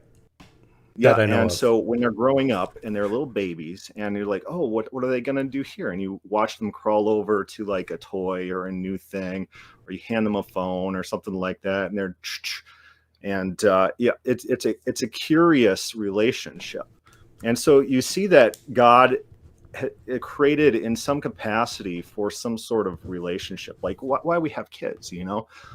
We know that our kids are going to do bad things. I know my kids are going to get in more car accidents and destroy all my cars. That tends to happen, but you know things are going to go wrong, but you still value that relationship. You value your life with them. It's not something that you're going to forego just because. Yeah, I understand you're giving the case for open theism in general here, but well, I'm the biblical case of why. Right. And if your version of the concept of God, which you think is true, is way more believable to me than the Platonic Greek version with the omni properties. I'll give you all that. I still don't think there's good reason to believe any of this is true, though. And you do realize that over 50% of the Christians in the United States would view you as a heretic. Like the things you're saying right now is just so bizarre to them. 50% of the elite, I don't think the laity cares one way or the other. No, but to say God doesn't know the future, or that the future is not here yet, and that he knows it, and that he's outside of time, and all these omni stuff. I mean, they would say, but Chris, you're just viewing God as a super Thor, a super Zeus. That's it. So the lay Christian, they're all open theists. They all believe our prayers can affect God. This is denied in classical theism. They all believe that God will change based on their prayers. They'll change his processes. They believe that they can affect him on an emotional level. They could reach him. They could have a relationship with him. He gains from them. They gain from him. They're all open theists, all the laity. Okay. And so you're talking. Well, practically, I think you're right. Like most Christians behave as if their prayers will be answered and so forth, even though. Right. Yeah. But on that first thing I said about, I don't think there's good reason to think any of this is true. We don't have to debate it, but can you just give me bullet points of what's your main reasons to think that this God even exists? That God exists? Well, that your version of Christianity is true. Let's put it that way. That my version of Christianity is true. I do think that there is evidence that the time frames and the historical events described in the Bible did happen in that capacity. And so we talked last time about carbon-14 found in diamonds that are supposedly millions of years old. So this is like opening up a tomb and finding a newspaper dated 1912. You're opening up a pharaoh's tomb or something like that. That shouldn't be there. If that tomb's been sealed for a millennium, you shouldn't be finding that newspaper. And since carbon-14 has a half-life, it shouldn't be detectable at 50,000 years. But regularly, it's not carbon capture. It's not in the lab. They're very careful. They find these carbon-14 atoms within these diamonds. But what does this have to do with how your version of Christianity is true? Because that tells you a little bit about the age of the Earth in which these diamonds are found and how old that the Earth can actually be. It puts an upper limit on that. Oh, so you're saying that since the Earth is somewhere between 6,000 and 10,000 years old, that means the Bible is true? I'm not saying. I'm saying or more likely to be true. It is. Yeah, it's more likely to be true if the current individuals are giving massively exaggerated time frames for the things that we see. And so you look at something like flood geology, and you have places where there's 7 layers of bedrock, all with fossilized soft creatures that shouldn't be in 7 different layers. So it suggests to us that these layers are all laid down at the exact same instance. Jellyfish. So young Earth creationism is a big reason why you think the Bible is good evidence for the Bible. Yeah, one of the reasons, and the historical aspects of the Bible, things like the Mount Sinai, things like Sodom and Gomorrah, those types of events have been correct. What am I trying to say? Collaborated. Yes, with evidence. Okay. But like you seem like you and I are not that much different. And so we're not that different. We could have a lot of fun hanging out. And this is what Warren and I were talking about. We're like, who would we rather hang out with? PineCreek or Matt Slick? And it's like, oh, me, I win, no problem. But what I was getting at is, like, if you and I and Warren, is it, would be walking down the street and we see someone convulsing on the ground, we would think, I think all of us would go to, this is some type of epileptic seizure. We wouldn't go to demon possession, right? Sometimes there's going to be demon possession instances. So I talk on my channel about DMT experiences. And so are you familiar at all with DMT? Yeah, there's a guy who wants me to take it. Yeah, well, be careful about that. A lot of people see these machine elves, and a lot of people have shared experiences. Like they'll all take DMT in the same room, and they'll have shared hallucinations, which suggests it's not necessarily a hallucination. It might be opening them up to some level of reality.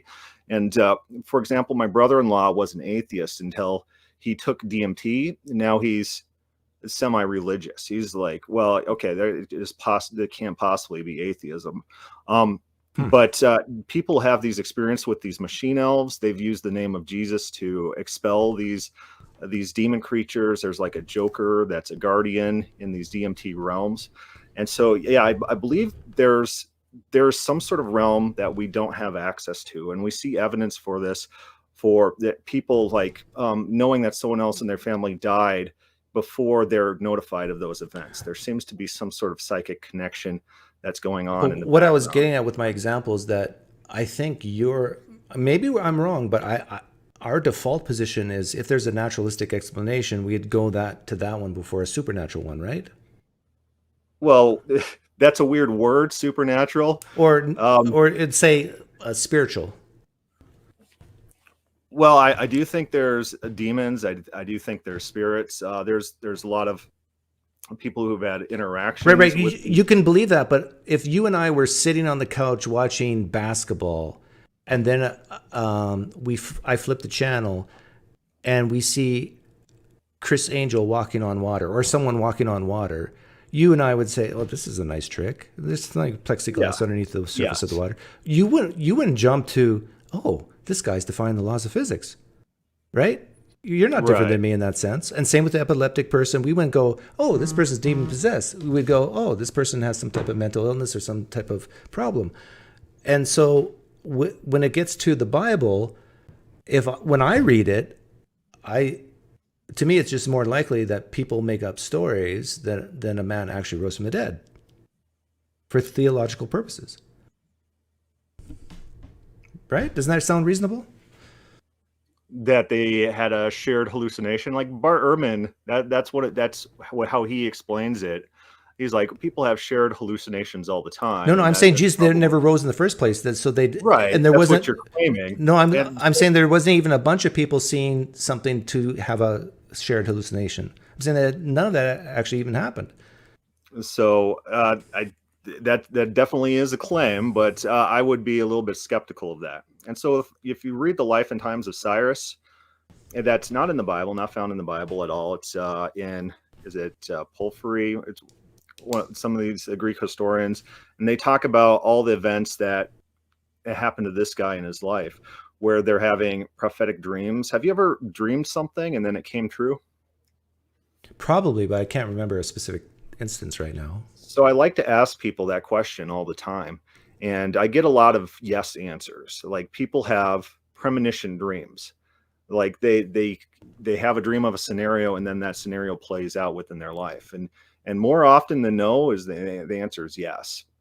And so there's some sort of connection going on to some sort of spirit realm or something that's generating these dreams. Well, usually if someone really cares deeply about something or has a goal or whatever, thinks about something a lot, they'll dream about it. And so it's kind of like a self-fulfilled prophecy in my view. That's a claim, but like if I walk into an office I've never been in before, and then it reminds me of that dream where I had a dream of that office that I've never seen before in my life, that's a little bit evidence towards some sort of premonition dream. I'll be honest with you. For me, that doesn't do it for me at all because, like a lot of offices look the same. I mean, Well, yeah, start doing that. Like I'll do it at like bars and stuff. If you're talking to a waitress or someone next to you or something, and you just start talking, just throw that question out once in a while and see how people answer. I totally agree with you that weird things happen. There's many times, well, not many, but there's been a few times in my life. I'm driving in my car, the radio's on, but I'm thinking about something, and in my thoughts, I'm thinking of a specific word, and as I'm thinking of that specific word, it's sung in the song. Boom, they match up perfectly. And I'm going, ooh, that's weird. But I wouldn't say that the supernatural or the spiritual exists, or God is real and demons are real because of it. Right, and I'm not making a holistic case per se. I'm giving some evidences, and so read into these DMT experiences. Owen Cyclops has a lot that he talks about with these DMT experiences, things like that. There is some spiritual realm that we just haven't tapped into that does exist, that people can tap into.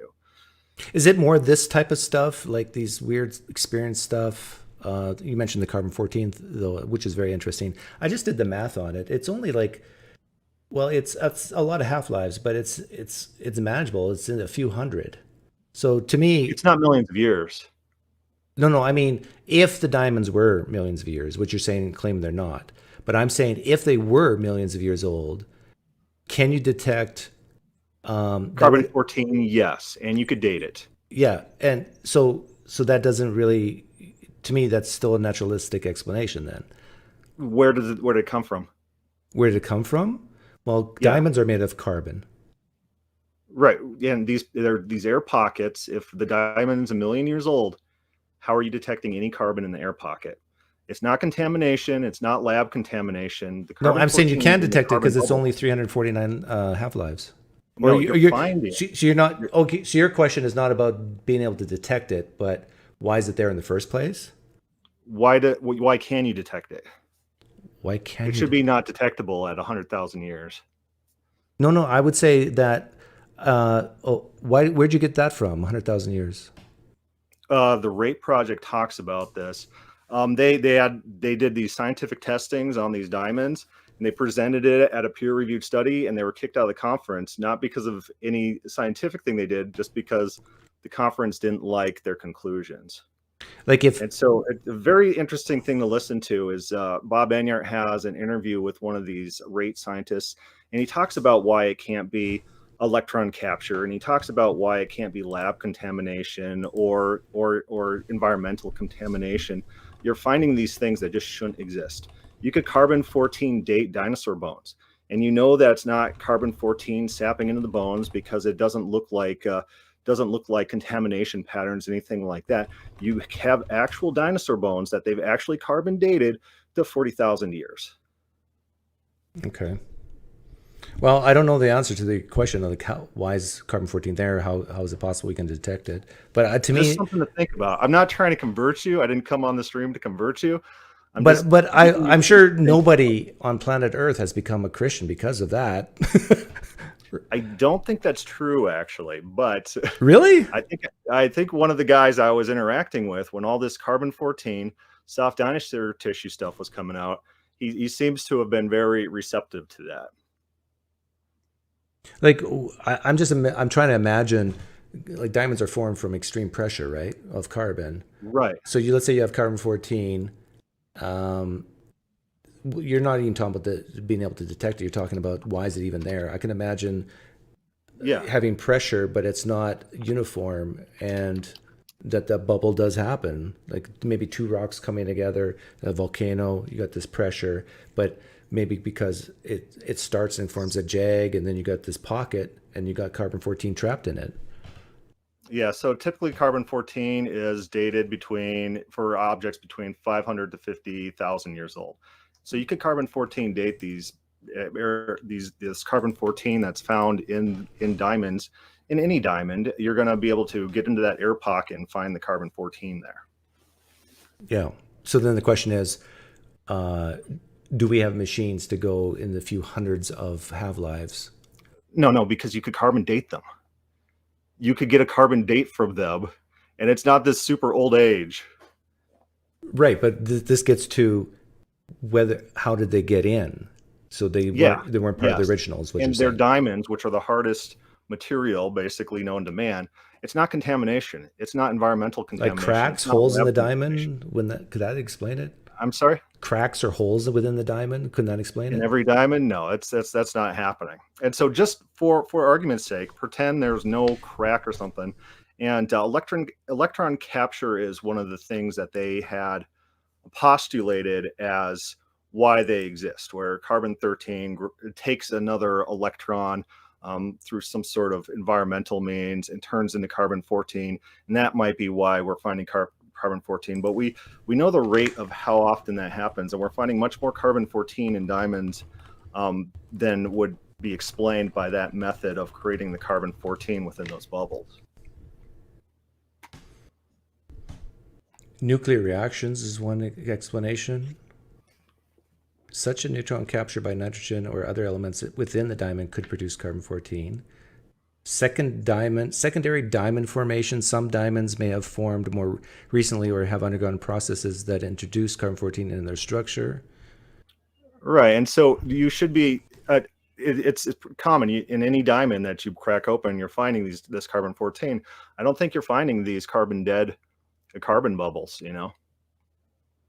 Well, I'm just looking. I'm using ChatGPT, and they're coming up with some explanations. And those are the explanations. I would, if I were you, look into the RATE project that actually dealt with dating these diamonds, and also look into the dinosaur bones that have been carbon dated. These are not fossils; these are actual bones, and it's not environmental contamination, because you could, if you spill something on a shirt, you'll see like a contamination pattern. That's not what's happening here. You're carbon dating original dinosaur material. Do you believe we find dinosaur bones and human bones side by side? Has that happened? Well, there was Pollux River, which has human footprints and dinosaur footprints interlaced. And what they did is they went in with excavators and they ripped up bedrock, and those trails went under that bedrock. And so that's you have to consider that might actually be evidence that humans and dinosaurs coexist. Yeah, like in order for your theory or your vision of the world to be true, the Earth is 6,000 to 10,000 years old? It could be like 20 or 30. It doesn't matter. And light from billions of years ago just reached us. Like, you think God made the light on its way here? Well, we're not super clear how space works and light travel in space. And did you then have to deny macroevolution? Macro. Oh, yes. You don't see one species changing into a completely different species, amoeba to man. And do you think the Earth was formed before the sun? Possibly. Well, Genesis reads as if there was some sort of light source that pre-existed the Earth before the sun was actually created. But it says that the Earth was created and then the sun and the moon were created, right? Yeah. Yes. The Earth starts in Genesis 1 as a formless void, right? Mass. But it says in Genesis 1 that God created the Earth, and then He created the sun to rule the day and the moon to rule the night. Yeah, but light's created before that. And so light is happening in Genesis 1:3. And so but the sun and moon were created after the Earth. You have to believe that if you believe Genesis. So that's what you believe? First. I'm sorry? That's what you believe, that the sun and moon were created after the Earth? Yeah. So what the time it took God, the day or so, that God it took to make the sun and moon, the Earth didn't revolve around anything? Well, looks like there might be a light beam or something if you're reading Genesis 3. Do you believe the Earth's spherical or flat? The text doesn't tell us. No, but what do you believe? Oh, I don't believe in a flat Earth, no. Okay. You believe it's a globe? Yes. Okay. And do you believe that it was flooded all around at one point? Right. We have things like the Grand Canyon, where we have all these layers that were deposited in relatively quick formation, just like we saw at Mount St. Helens. You have polystrate fossils. You have tree trunks. span multiple layers, and so which tells us that these layers were deposited at the same time when you get these polystrate fossils. Where'd all that water go? That's when I was a Christian. I remember someone asking me that.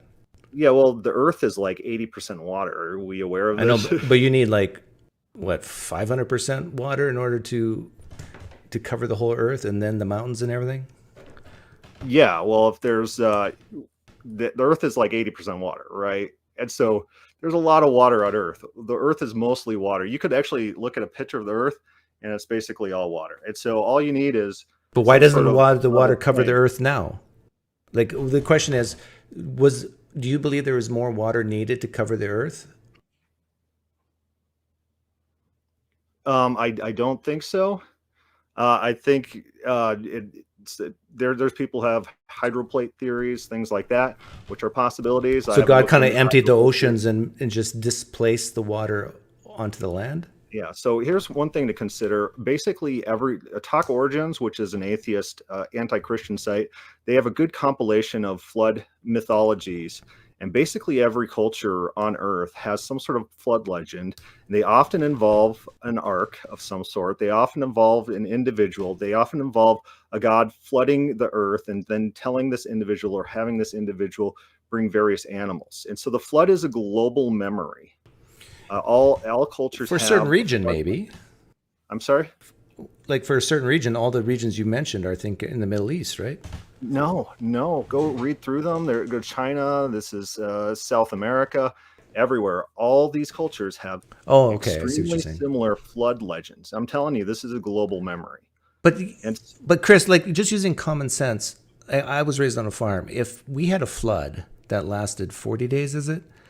So it rained for 40 days and the floodwaters were like 140. Okay. We got carnivores. We got herbivores. Mm-hmm. The carnivores eat the herbivores. The herbivores eat plants. If you had a global flood for 140 days, it would take months for plants to grow for the herbivores to eat.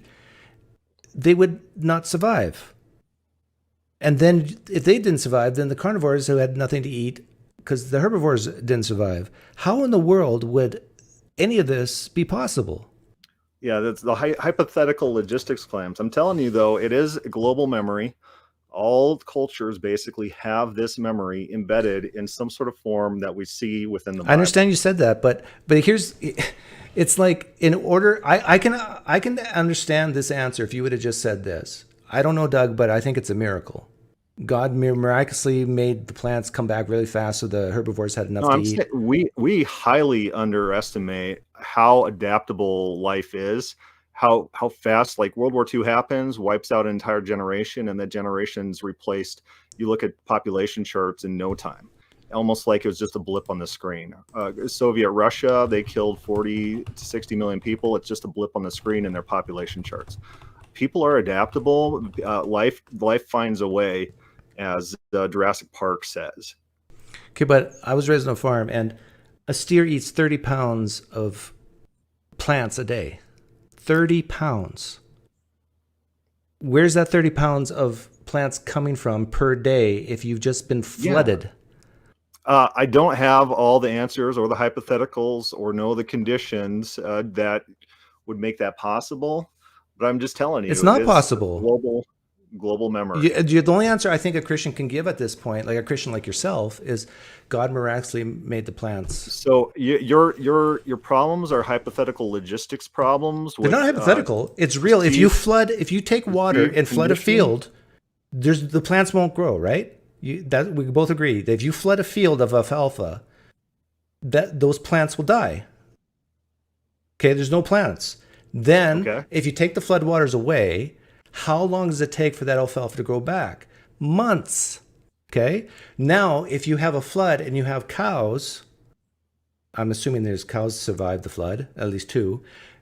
What are they going to eat for months until the alfalfa grows back? Nothing. So they're going to die. Life finds a way. I'm telling you. See, these are very common sense, simple questions that I think young Earth creationists can't answer. Right, and it's a hypothetical logistics question based on your perception of how the Earth would look in that scenario. Yeah, well, it's not hypothetical because I've seen flooded crops and I've seen animals die from that.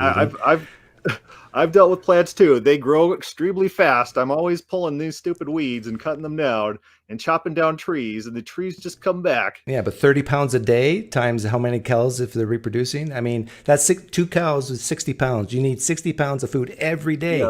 Yeah, those are American cows, which are processed of genetic breeding. How many pounds per day is one of these Middle East It's cows? still like at least 10. Yeah. Okay. Anyhow, Chris, I don't want to, this is good fun.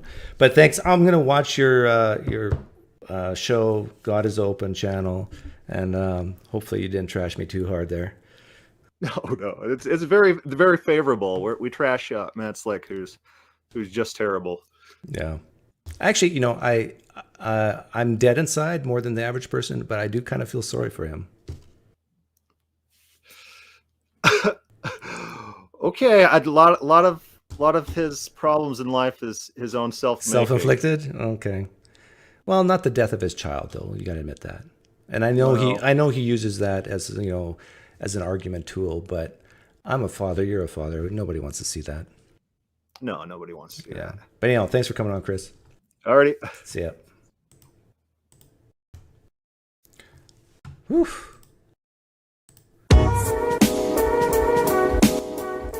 So if you're an atheist talking to a young earth creationist, you can use what I will now term the alfalfa argument against YEC. Where did the alfalfa come from? You can go on and on and on with those types of, there's so many problems with the global flood. But I must admit, the carbon-14 thing in diamonds is a conundrum. It's very interesting. I haven't heard what the experts on the other side have said about it. I do think it is possible for the explanation I gave to happen, but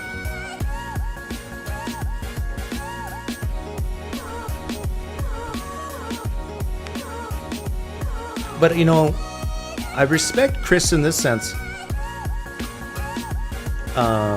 He said he's not a flat earther, but a young earth flat earther, if that is actually true, if indeed the earth is only 6,000 to 10,000 years old, if indeed the earth is, let's say, round plate shaped with a dome, if indeed our universe is not billions and billions of light years across, but it's sort of like, my confidence in theism is sky high. It's pretty obvious at that point that we are it. That this small universe was made for us. And I think atheists should admit this. That if your beliefs on this is true, I think I have to become a theist. You gain credibility by admitting that.